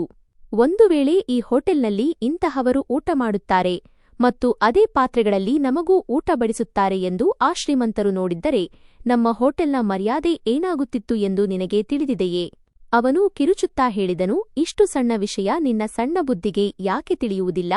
ಅದಕ್ಕಾಗಿಯೇ ಈಗ ನಿನ್ನ 1 ತಿಂಗಳ ಸಂಬಳ ಕಡಿತವಾಗುತ್ತದೆ. ಆಗ ನಿನಗೆ ತಿಳಿಯುತ್ತದೆ, ಇದು ನಿನ್ನ ಅಪ್ಪನ ಹೋಟೆಲ್ ಅಲ್ಲ ಎಂದು. ಇಲ್ಲಿ ನಿನಗೆ ಇಷ್ಟ ಬಂದವರನ್ನು ಕರೆದು ಊಟ ಮಾಡಿಸಲು ಇದು ನಿನ್ನ ಮನೆಯಲ್ಲ. ಕೊನೆಯಲ್ಲಿ ಮಾಲೀಕ ಹೇಳಿದನು, ಈಗ ಇಲ್ಲಿಂದ ತೊಲಗು ಮತ್ತು ನನ್ನ ತಲೆ ಕೆಡಿಸಬೇಡಿ. ಮಾಲೀಕನು ನನ್ನನ್ನು ಅದೆಷ್ಟು ಅವಮಾನಿಸಿದ್ದನೆಂದರೆ ಅವನು ಮಾತನಾಡಲು ಏನನ್ನೂ ಬಾಕಿ ಉಳಿಸಿರಲಿಲ್ಲ. ಅವನ ಪ್ರತಿಯೊಂದು ಮಾತು ನನ್ನ ಹೃದಯಕ್ಕೆ ಬಾಣದಂತೆ ನಾಟಿತು. ಈ ತಿಂಗಳು ಈಗಷ್ಟೇ ಶುರುವಾಗಿತ್ತು. ಇಡೀ ತಿಂಗಳು ನಾನು ಕಷ್ಟಪಟ್ಟು ಕೆಲಸ ಮಾಡಬೇಕಿತ್ತು ಮತ್ತು ಅದರ ಮುಂದಿನ ತಿಂಗಳು ಕೂಡ. ಆಗ ಮಾತ್ರ ನನಗೆ ಸಂಬಳ ಸಿಗುತ್ತಿತ್ತು. ಆದರೆ ಈಗ ನಾನು ಅಲ್ಲಿಯವರೆಗೆ ನನ್ನ ಮನೆಯ ಪರಿಸ್ಥಿತಿ ಏನಾಗಬಹುದು ಎಂದು ಯೋಚಿಸಿ ತುಂಬಾ ಆತಂಕಕ್ಕೊಳಗಾಗಿದ್ದೆ. ನಾನು ಮನೆ ಬಾಡಿಗೆಯನ್ನು ಎಲ್ಲಿಂದ ತರಲಿ? ರೇಷನ್ ಎಲ್ಲಿಂದ ಬರಬೇಕು? ನನ್ನ ತಾಯಿಯ ಔಷಧಿ ಹೇಗೆ ಬರಬೇಕು? ನಾನು ಒಂದು ಮೂಲೆಯಲ್ಲಿ ಹೋಗಿ ಕುಳಿತು ಅಳತೊಡಗಿದೆ. ನನ್ನ ಕಣ್ಣೀರು ನಿಲ್ಲುವ ಹೆಸರೇ ತೆಗೆದುಕೊಳ್ಳುತ್ತಿರಲಿಲ್ಲ. ಮೋಹಿತ್ ನನ್ನ ಹತ್ತಿರ ಬಂದನು. ಅವನು ನನ್ನನ್ನು ಈ ಸ್ಥಿತಿಯಲ್ಲಿ ನೋಡಿ ಕೇಳಿದಾಗ ನಾನು ಅವನಿಗೆ ಎಲ್ಲವನ್ನೂ ತಿಳಿಸಿದೆ. ಅವನು ಕೂಡ ಇದೆಲ್ಲವನ್ನೂ ಕೇಳಿ ತುಂಬಾ ಕಳವಳ ವ್ಯಕ್ತಪಡಿಸಿದನು. ಅವನು ಹೇಳಿದನು, ಗೆಳೆಯ, ನೀನು ಒಂದು ಕೆಲಸ ಮಾಡು, ನನ್ನ ಹತ್ತಿರ ಸ್ವಲ್ಪ ಹಣ ಪಡೆದುಕೋ. ನಾನು ಕೇಳಿದೆ, ಹಾಗಿದ್ದರೆ ನಿನ್ನ ಮನೆ ಹೇಗೆ ನಡೆಯುತ್ತದೆ? ಇದನ್ನು ಕೇಳಿ ಅವನು ಮೌನವಾದನು. ನಂತರ ಅಂದನು, ಹಾಗಿದ್ದರೆ ಹೇಳು, ಮತ್ತೆ ಇನ್ನೇನು ಮಾಡುವುದು? ಈಗ ನಾವಿಬ್ಬರೂ ತುಂಬಾ ಆತಂಕದಲ್ಲಿದ್ದೆವು. ಆ ಕ್ಷಣದಲ್ಲಿ ನನಗೆ ಅನಿಸಿತು, ಬಡ ಮನುಷ್ಯನು ಇನ್ನೊಬ್ಬರ ಹೊಟ್ಟೆ ತುಂಬಿಸಿದರೂ ಸಹ ಅದರ ಶಿಕ್ಷೆಯನ್ನು ಅವನು ತನ್ನ ಹಸಿವಿನ ಮೂಲಕವೇ ಪಾವತಿಸಬೇಕಾಗುತ್ತದೆ ಎಂದು. ಮೋಹಿತ್ ನನ್ನನ್ನು ನೋಡಿ ಹೇಳತೊಡಗಿದನು, ನೀನು ನಿಜವಾಗಿಯೂ ರಾಜರಂತಹ ಕೆಲಸ ಮಾಡುತ್ತೀಯಾ? ನಿನ್ನ ಜೇಬಿನಲ್ಲಿ 50 ರೂಪಾಯಿ ಇದ್ದರೂ ನೀನು ಬಡವರಿಗೆ ಕೊಟ್ಟುಬಿಡುತ್ತೀಯಾ? ಮಕ್ಕಳನ್ನು ನೋಡಿದರೆ ನಿನ್ನ ಹೃದಯ ಈ ರೀತಿ ಯಾಕೆ ಮೆತ್ತಗಾಗುತ್ತದೆ? ಆ ಮಗುವಿಗೆ ಊಟ ಮಾಡಿಸುವ ಅಗತ್ಯ ನಿನಗೆ ಏನಿತ್ತು? ಅವನು ಒಬ್ಬ ಭಿಕ್ಷುಕ ಮಗು. ಅವನು ಹೊರಗೆ ಎಲ್ಲಾದರೂ ಬೇಡಿ ಊಟ ಮಾಡುತ್ತಿದ್ದ. ಆದರೆ ಕೊನೆಗೂ ನೀನು ನಿನ್ನ ಸ್ವಂತ ಹೊಟ್ಟೆಯ ಮೇಲೆ ತಣ್ಣೀರು ಸುರಿಸಿಕೊಂಡೆಯಲ್ಲವೇ? ಈಗ ಈ 2 ತಿಂಗಳು ನೀನು ಏನು ಮಾಡುತ್ತೀಯಾ? ನಾನು ಹೇಳಿದೆ, ಗೆಳೆಯ, ನನಗೆ ಮಕ್ಕಳೆಂದರೆ ತುಂಬಾ ಇಷ್ಟ. ನನ್ನ ಮದುವೆಯಾಗಿ 3 ವರ್ಷಗಳಾಗಿವೆ, ಆದರೆ ನನಗಿನ್ನೂ ಮಕ್ಕಳಾಗಿಲ್ಲ. ಅದಕ್ಕಾಗಿಯೇ ನನಗೆ ಮಕ್ಕಳೆಂದರೆ ಪ್ರೀತಿ. ನನ್ನ ಗೆಳೆಯ ಕೇಳಿದನು, ನಿನಗೆ ಯಾಕೆ ಮಕ್ಕಳಾಗಿಲ್ಲ? ಅತ್ತಿಗೆಯಲ್ಲಿ ಏನಾದರೂ ಕೊರತೆ ಇದೆಯೇ? ನಾನು ಹೇಳಿದೆ, ಗೊತ್ತಿಲ್ಲ. ಅವರಲ್ಲಿ ತೊಂದರೆ ಇದೆಯೋ ಅಥವಾ ನನ್ನಲ್ಲಿ ಏನಾದರೂ ಸಮಸ್ಯೆ ಇದೆಯೋ ತಿಳಿಯದು. ನಾವು ವೈದ್ಯರ ಹತ್ತಿರ ಹೋಗಲು ಕೂಡ ಸಾಧ್ಯವಿಲ್ಲ. ಏಕೆಂದರೆ ಮಕ್ಕಳಿಲ್ಲದವರು ಚಿಕಿತ್ಸೆಗಾಗಿ ಹೋದರೆ ಅದು ತುಂಬಾ ದುಬಾರಿಯಾಗಿರುತ್ತದೆ ಎಂದು ನಾನು ಯಾರೋ ಹೇಳುವುದನ್ನು ಕೇಳಿದ್ದೆ. ಈಗಿನ ಪರಿಸ್ಥಿತಿ ಹೇಗಿದೆ ಎಂದರೆ ಚಿಕಿತ್ಸೆ ಮಾಡಿಸಿಕೊಳ್ಳಬೇಕೋ ಅಥವಾ ಹೊಟ್ಟೆ ತುಂಬಿಸಿಕೊಳ್ಳಬೇಕೋ ಎಂಬುದೇ ತಿಳಿಯುತ್ತಿಲ್ಲ. ಅದಕ್ಕಾಗಿಯೇ ಕೊರತೆ ಯಾರಲ್ಲಿದೆ ಎಂದು ನನಗೆ ಗೊತ್ತಿಲ್ಲ. ಕೇವಲ ಮಕ್ಕಳಾಗುತ್ತಿಲ್ಲ ಅಷ್ಟೇ. ನಾವಿಬ್ಬರೂ ಪ್ರಯತ್ನಿಸುತ್ತಿದ್ದೇವೆ, ಏಕೆಂದರೆ ನಾವಿಬ್ಬರಿಗೂ ಮಕ್ಕಳಾಗಬೇಕೆಂಬ ಆಸೆಯಿದೆ. ಇದೇ ಕಾರಣದಿಂದ ನಾನು ಯಾವುದೇ ಮಗು ಭಿಕ್ಷೆ ಬೇಡುವುದನ್ನು ನೋಡಿದಾಗ ನನ್ನ ಹೃದಯ ಕರಗಿ ಹೋಗುತ್ತದೆ. ಅವನು ಹೇಳಿದನು, ಇವೆಲ್ಲ ಮಾತುಗಳು ಒಂದು ಕಡೆ ಇರಲಿ. ಆದರೆ ಈಗ ಆಗಿರುವುದು ಬದಲಾಗಲು ಸಾಧ್ಯವಿಲ್ಲ. ಈಗ ಈ 2 ತಿಂಗಳು ನೀನು ಹೇಗೋ ಜೀವನ ಸಾಗಿಸು, ನಂತರ ಏನಾಗುತ್ತದೋ ನೋಡೋಣ. ನಾನು ಮನೆಗೆ ಕಾಲಿಡುತ್ತಿದ್ದಂತೆಯೇ ನನ್ನ ಪತ್ನಿ ನನ್ನ ಮುಖವನ್ನು ಗಮನವಿಟ್ಟು ನೋಡಿದಳು. ಈ ಪತ್ನಿಯರು ಎಂತಹ ಮಾಂತ್ರಿಕೆಯರೋ ತಿಳಿಯದು. ನಾನು ಪೂರ್ಣವಾಗಿ ನನ್ನ ಪತ್ನಿಯಿಂದ ಈ ವಿಷಯವನ್ನು ಬಚ್ಚಿಡಲು ಪ್ರಯತ್ನಿಸಿದೆ. ಅವಳಿಗೆ ಏನನ್ನೂ ಹೇಳಲಿಲ್ಲ. ಆದರೆ ಹೇಗೆಯೋ ಅವಳು ನನ್ನ ಮುಖ ನೋಡಿದ ತಕ್ಷಣ ವಿಷಯ ತಿಳಿದುಕೊಂಡಳು. ನನ್ನ ಮುಖದ ಮೇಲಿನ ಆಯಾಸ, ಕಣ್ಣುಗಳ ತೇವ, ಮೌನ ಯಾವುದೂ ಅವಳ ಕಣ್ಣಿನಿಂದ ತಪ್ಪಿಸಿಕೊಳ್ಳಲು ಸಾಧ್ಯವಾಗಲಿಲ್ಲ. ಅವಳು ಮೆಲ್ಲನೆ ಕೇಳಿದಳು, ಏನು ವಿಷಯ? ಏನಾದರೂ ತೊಂದರೆಯಾಗಿದೆಯೇ? ಇಂದು ನೀನು ಸ್ವಲ್ಪ ಬದಲಾದಂತೆ ಕಾಣುತ್ತಿದ್ದೀಯಾ? ನಾನು ತಕ್ಷಣ ಅವಳ ಕಣ್ಣು ತಪ್ಪಿಸಿ ಹೇಳಿದೆ, ಇಲ್ಲವಲ್ಲ, ಏನೂ ಇಲ್ಲ. ಆದರೆ ಅವಳು ಸುಮ್ಮನಾಗಲಿಲ್ಲ. ನನ್ನ ಹತ್ತಿರ ಬಂದು ಕುಳಿತು ಮತ್ತೆ ಹೇಳಿದಳು, ಇಲ್ಲ ಹೇಮಂತ್, ಏನೋ ವಿಷಯವಿದೆ. ನಾನು ನಿನ್ನನ್ನು ತುಂಬಾ ಚೆನ್ನಾಗಿ ಬಲ್ಲೆ, ನೀನು ಈ ರೀತಿ ಇರಲು ಸಾಧ್ಯವೇ ಇಲ್ಲ. ಅವಳ ಮಾತು ಕೇಳುತ್ತಿದ್ದಂತೆಯೇ ನನ್ನ ಮನಸ್ಸು ತುಂಬಿ ಬಂದಿತು. ಆದರೂ ನಾನು ಹೇಗೋ ಧೈರ್ಯ ತಂದುಕೊಂಡು ನನ್ನನ್ನು ನಾನು ನಿಯಂತ್ರಿಸಿಕೊಂಡೆ. ಏಕೆಂದರೆ ಅವಳ ಸಂಕಟವನ್ನು ಇನ್ನೂ ಹೆಚ್ಚಿಸಲು ನಾನು ಬಯಸಲಿಲ್ಲ. ಅವಳು ಮೊದಲೇ ತುಂಬಾ ದುರ್ಬಲಳಾಗಿದ್ದಳು ಮತ್ತು ಅನಾರೋಗ್ಯದಿಂದ ಬಳಲುತ್ತಿದ್ದಳು. ನಾನು ಅವಳಿಗೆ ಧೈರ್ಯ ತುಂಬಲು ಸಾಧ್ಯವಿರುವ ಎಲ್ಲಾ ಪ್ರಯತ್ನ ಮಾಡಿದೆ. ನಾನು ಹೇಳಿದೆ, ಇಲ್ಲ, ನಿಜ ಹೇಳುತ್ತಿದ್ದೇನೆ, ಏನೂ ಇಲ್ಲ. ಇಂದು ಕೆಲಸ ತುಂಬಾ ಹೆಚ್ಚಾಗಿತ್ತು ಮತ್ತು ಆಯಾಸವಾಗಿದೆ ಅಷ್ಟೇ. ಬಹಳ ದೊಡ್ಡ ಪಾರ್ಟಿ ಇತ್ತಲ್ಲವೇ, ಅದಕ್ಕಾಗಿಯೇ ಇನ್ನು 2-3 ದಿನ ಈ ಆಯಾಸವಿರುತ್ತದೆ. ಆದರೆ ಅವಳು ನನ್ನ ಮಾತು ಕೇಳಿಯೂ ನೆಮ್ಮದಿಯಿಂದ ಇರಲಿಲ್ಲ. ಅವಳ ಕಣ್ಣುಗಳಲ್ಲಿ ಆತಂಕವಿತ್ತು. ಆದರೂ ಅವಳು ಹೆಚ್ಚು ಪ್ರಶ್ನೆಗಳನ್ನು ಕೇಳಲಿಲ್ಲ. ಕೇವಲ ಇಷ್ಟು ಹೇಳಿದಳು, ಸರಿ, ಊಟ ಮಾಡಿ ನಂತರ ವಿಶ್ರಾಂತಿ ಪಡೆ. ನಾನು ಮಂಚದ ಮೇಲೆ ಮಲಗಿದೆ. ಆದರೆ ನಿದ್ದೆ ನನ್ನ ಕಣ್ಣುಗಳಿಂದ ಬಹುದೂರ ಓಡಿಹೋಗಿತ್ತು. ಮನಸ್ಸಿನಲ್ಲಿ ಪದೇ ಪದೇ ಮಾಲೀಕನ ಆ ಮಾತುಗಳೇ ಮೊಳಗುತ್ತಿದ್ದವು. ಸಂಬಳ ಕಡಿತದ ಯೋಚನೆ, ತಾಯಿಯ ಔಷಧಿ, ಮನೆ ಬಾಡಿಗೆ. ನಾನು ಛಾವಣಿಯನ್ನು ದಿಟ್ಟಿಸುತ್ತಾ ಕುಳಿತಿದ್ದೆ ಮತ್ತು ಮನಸ್ಸಿನಲ್ಲೇ ಯೋಚಿಸುತ್ತಿದ್ದೆ, ನಾನು ಅವಳಿಗೆ ಯಾಕೆ ಸುಳ್ಳು ಹೇಳಿದೆ? ಆದರೆ ಬಹುಶಃ ಈ ಸುಳ್ಳು ಅಗತ್ಯವಾಗಿತ್ತು. ಏಕೆಂದರೆ ನನ್ನ ಪತ್ನಿ ಈಗಾಗಲೇ ನನ್ನ ಅನಿವಾರ್ಯತೆಗಳ ಭಾರವನ್ನು ಬಹಳಷ್ಟು ಹೊತ್ತಿದ್ದಾಳೆ ಎಂದು ನನಗೆ ತಿಳಿದಿತ್ತು. ನಂತರ ಅವಳು ನನ್ನ ಹತ್ತಿರ ಬಂದು ಕುಳಿತು ನನ್ನನ್ನು ನೋಡತೊಡಗಿದಳು. ಅವಳಿಗೆ ಎಲ್ಲವೂ ತಿಳಿದಿದೆ ಎಂಬಂತಿತ್ತು. ಆದರೂ ಅವಳು ಮೌನವಾಗಿಯೇ ಇದ್ದಳು. ಮರುದಿನ ನಾನು ಹೋಟೆಲ್ನಲ್ಲಿ ಕೆಲಸ ಮಾಡುತ್ತಿದ್ದೆ. ಆದರೆ ಇಂದು ಈ ಕೆಲಸ ನನಗೆ ತುಂಬಾ ಭಾರವೆಂದು ಅನಿಸುತ್ತಿತ್ತು. ನನ್ನ ಕೈಗಳು ಕೆಲಸ ಮಾಡುತ್ತಿದ್ದವು, ಆದರೆ ಮನಸ್ಸು ಮಾತ್ರ ಸ್ವಲ್ಪವೂ ಸಾಥ್ ನೀಡುತ್ತಿರಲಿಲ್ಲ. ನಾನು ಕಷ್ಟಪಟ್ಟು ಕೆಲಸ ಮಾಡುತ್ತಿದ್ದೇನೆ, ಆದರೆ ಈ ಶ್ರಮಕ್ಕೆ ಯಾವುದೇ ಫಲ ಸಿಗುವುದಿಲ್ಲ ಎಂಬ ಆಲೋಚನೆಯೇ ಪದೇ ಪದೇ ಬರುತ್ತಿತ್ತು. ಈ ತಿಂಗಳು ನನಗೆ 1 ರೂಪಾಯಿ ಕೂಡ ಸಿಗುವುದಿಲ್ಲ ಎಂಬುದು ನನಗೆ ತಿಳಿದಿತ್ತು. ಇದೇ ಆಲೋಚನೆ ನನ್ನನ್ನು ಒಳಗಿನಿಂದ ಕುಗ್ಗಿಸಲು ಶುರುಮಾಡಿತ್ತು. ನಾನು ಪ್ಲೇಟ್ಗಳನ್ನು ಎತ್ತುತ್ತಿದ್ದೆ, ಟೇಬಲ್ ಸ್ವಚ್ಛಗೊಳಿಸುತ್ತಿದ್ದೆ, ಆದರೆ ಬುದ್ಧಿ ಮಾತ್ರ ಎಲ್ಲಿಯೋ ಸಿಕ್ಕಿಹಾಕಿಕೊಂಡಿತ್ತು. ಪ್ರತಿ ಕ್ಷಣವೂ ಈಗ ಮನೆ ಹೇಗೆ ನಡೆಯುತ್ತದೆ, ಎಲ್ಲ ಅಗತ್ಯಗಳನ್ನು ಪೂರೈಸುವುದು ಹೇಗೆ ಎಂಬ ಪ್ರಶ್ನೆಯೇ ತಲೆಯಲ್ಲಿ ಸುತ್ತುತ್ತಿತ್ತು. ಇದೇ ಸಮಯದಲ್ಲಿ ಇದ್ದಕ್ಕಿದ್ದಂತೆ ಹೊರಗೆ ಗದ್ದಲವಾಯಿತು.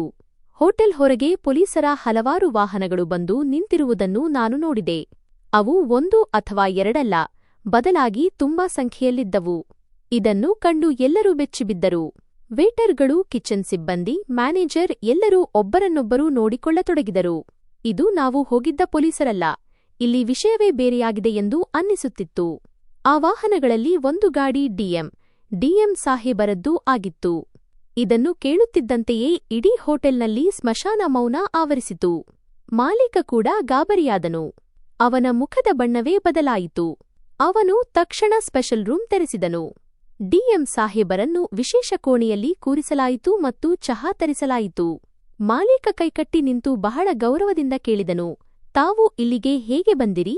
ನಮ್ಮ ಈ ಬಡ ಹೋಟೆಲ್ನಲ್ಲಿ ಏನಾದರೂ ತೊಂದರೆಯಾಗಿದೆಯೇ? ಡಿಎಂ ಸಾಹೇಬರು ಬಹಳ ಶಾಂತವಾಗಿ ಹೇಳಿದರು, ನಿಮ್ಮ ಹೋಟೆಲ್ನಲ್ಲಿ ಹೇಮಂತ್ ಎಂಬ ಹೆಸರಿನ ವ್ಯಕ್ತಿಯೊಬ್ಬ ಕೆಲಸ ಮಾಡುತ್ತಿದ್ದಾನೆ, ಅವನನ್ನು ಕರೆಯಿರಿ. ನಮಗೆ ಅವನ ಜೊತೆ ಮಾತನಾಡಬೇಕಿದೆ.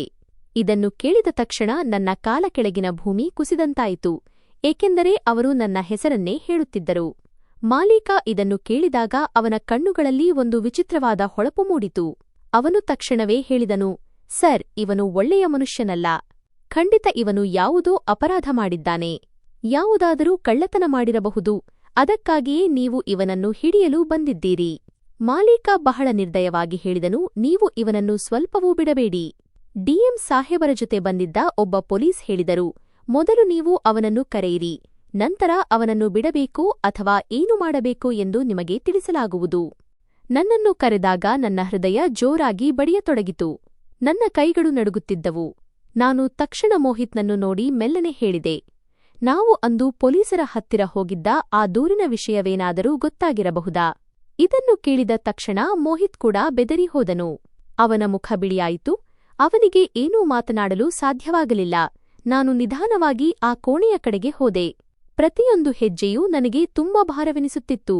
ಕೋಣೆಯ ಒಳಗೆ ಹೋಗುತ್ತಿದ್ದಂತೆಯೇ ಡಿಎಂ ಸಾಹೇಬರು ನನ್ನ ಕಡೆ ನೋಡಿದರು. ಅವರ ದೃಷ್ಟಿ ನೇರವಾಗಿ ನನ್ನ ಕಣ್ಣುಗಳ ಮೇಲೆ ಬಿತ್ತು.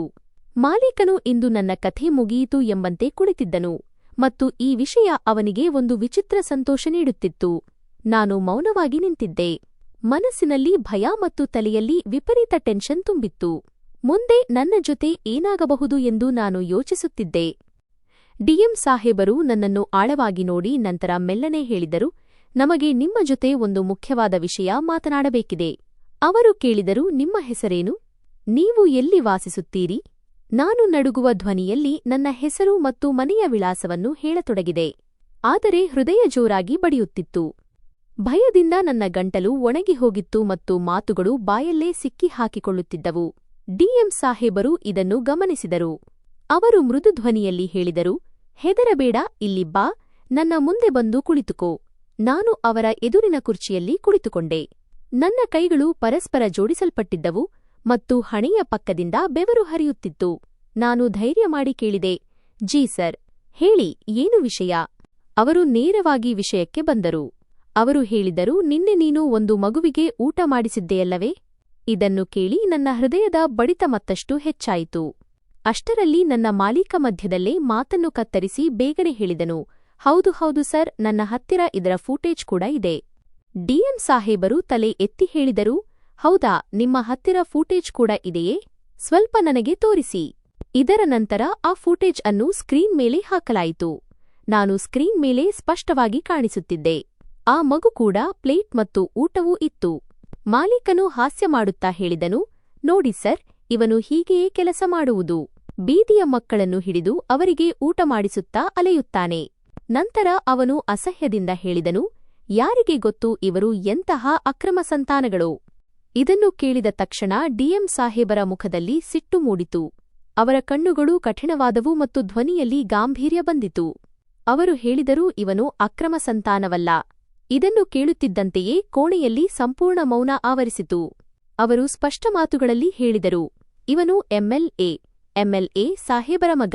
ನಿನ್ನೆ ಇವನು ನಾಪತ್ತೆಯಾಗಿದ್ದನು. ಇದನ್ನು ಕೇಳುತ್ತಿದ್ದಂತೆಯೇ ನನ್ನ ಮಾಲೀಕನ ಮುಖದ ಬಣ್ಣವೇ ಮಾಸಿಹೋಯಿತು ಮತ್ತು ನನಗೂ ಸಹ ನನ್ನ ಕಿವಿಗಳನ್ನು ನಂಬಲು ಸಾಧ್ಯವಾಗುತ್ತಿರಲಿಲ್ಲ. ಇದರ ನಂತರ ಡಿಎಂ ಸಾಹೇಬರು ಮಾತನಾಡುತ್ತಲೇ ಹೋದರು. ಅವರು ಹೇಳಿದರು, ನಾವು ಈ ಮಗುವಿನ ಹುಡುಕಾಟದಲ್ಲಿ ಇಡೀ ನಗರವನ್ನೇ ಜಾಲಾಡುತ್ತಿದ್ದೆವು.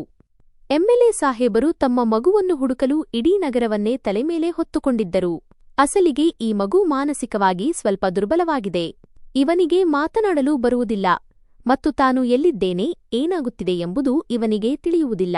ಅವರು ಮತ್ತೆ ನನ್ನ ಕಡೆ ನೋಡಿ ಹೇಳಿದರು, ಇದೇ ಮನುಷ್ಯನಿಂದಾಗಿ, ಈ ಪುಣ್ಯವಂತನಿಂದಾಗಿ ಈ ಮಗು ಹೊಟ್ಟೆ ತುಂಬಾ ಊಟ ಮಾಡಿದ್ದು ಮಾತ್ರವಲ್ಲದೆ ನಮಗೆ ಮಗು ಮರಳಿ ಸಿಕ್ಕಿತು. ಅವರು ಹೇಳಿದರು, ಈ ಮಗು ಹೋಟೆಲ್ನಿಂದ ಹೊರಬಂದ ತಕ್ಷಣ ನಮಗೆ ಸಿಕ್ಕಿಬಿಟ್ಟಿತು ಎಂದು. ಕೋಣೆಯಲ್ಲಿದ್ದ ಪ್ರತಿಯೊಬ್ಬರೂ ಸಂಪೂರ್ಣವಾಗಿ ಆಘಾತಕ್ಕೊಳಗಾಗಿದ್ದರು. ಡಿಎಂ ಸಾಹೇಬರು ಹೇಳಿದರು, ಎಂಎಲ್ಎ ಸಾಹೇಬರು ನಿರ್ಧರಿಸಿದ್ದಾರೆ, ಈ ವ್ಯಕ್ತಿಗೆ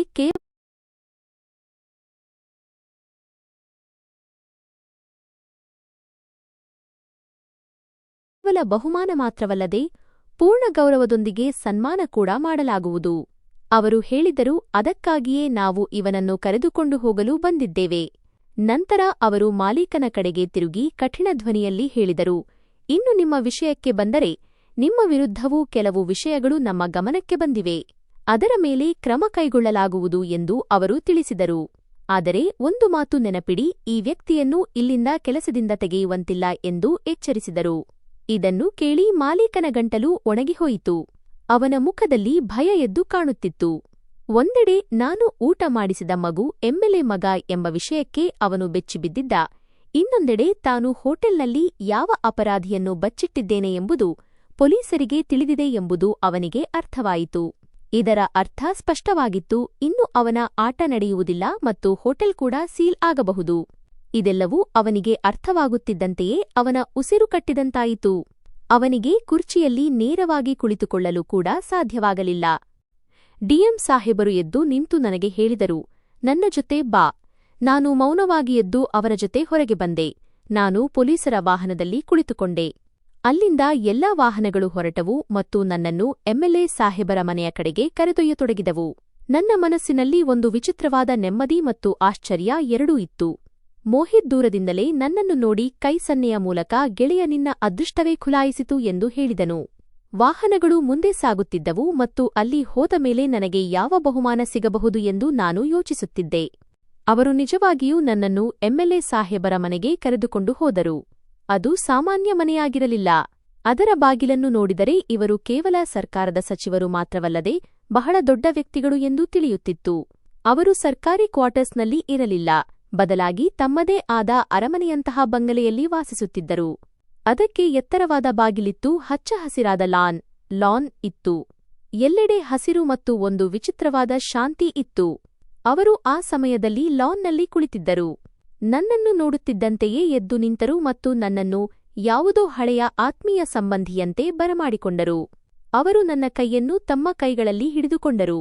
ನನ್ನ ಕ್ಷೇಮ ಸಮಾಚಾರ ವಿಚಾರಿಸಿದರು ಮತ್ತು ಪದೇ ಪದೇ ನನಗೆ ಧನ್ಯವಾದಗಳನ್ನು ಹೇಳುತ್ತಿದ್ದರು.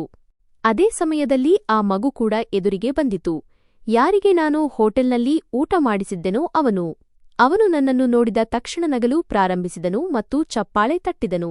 ನಂತರ ನನ್ನ ಕಡೆಗೆ ಓಡಿ ಬಂದನು. ಅವನ ತಾಯಿ ಕೂಡ ಅಲ್ಲೇ ಇದ್ದರು. ಅವರ ಕಣ್ಣುಗಳು ತೇವವಾಗಿದ್ದವು, ಆದರೆ ಮುಖದಲ್ಲಿ ಸಮಾಧಾನವಿತ್ತು. ಮಗು ಒಂದು ಬದಿಯಲ್ಲಿ ಕುಳಿತು ಆಟಿಕೆಗಳೊಂದಿಗೆ ಆಟವಾಡತೊಡಗಿತು. ಅವರು ತಿಳಿಸಿದರು, ಈ ಮಗು ಮಾನಸಿಕವಾಗಿ ಸ್ವಲ್ಪ ದುರ್ಬಲವಾಗಿದೆ. ಅದಕ್ಕಾಗಿಯೇ ಆಗಾಗ ಎಲ್ಲಿಯಾದರೂ ಹೊರಟು ಹೋಗುತ್ತದೆ.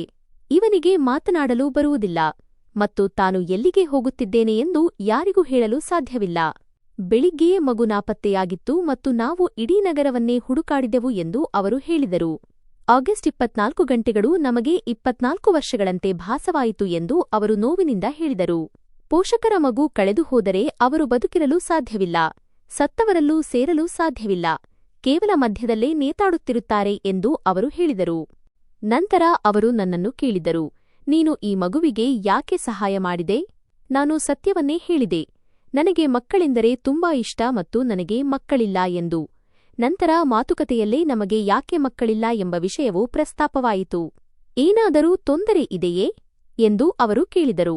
ನಾನು ಹೇಳಿದೆ, ಗೊತ್ತಿಲ್ಲ ಎಂದು. ಚಿಕಿತ್ಸೆ ಮಾಡಿಸಲಿಲ್ಲ ಏಕೆಂದರೆ ನಮ್ಮ ಹತ್ತಿರ ಹಣವಿರಲಿಲ್ಲ ಎಂದು. ಆಗ ಅವರು ಕೇಳಿದರು, ನೀನು ಎಲ್ಲಿ ವಾಸಿಸುತ್ತಿದ್ದೀಯಾ? ನಾನು ಅವರಿಗೆ ಎಲ್ಲವನ್ನೂ ತಿಳಿಸಿದೆ.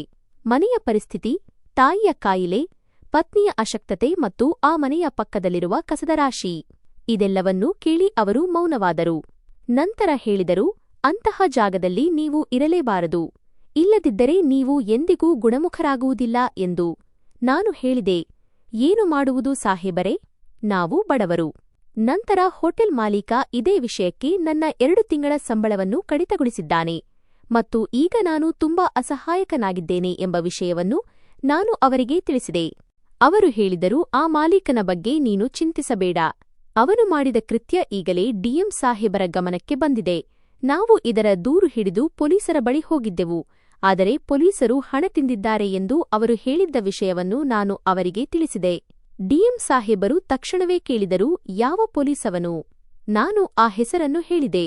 ಅವರು ಹೇಳಿದರು, ಇನ್ನು ಅವನ ಕಥೆಯೂ ಮುಗಿಯಿತು, ನೀನು ಚಿಂತಿಸಬೇಡ.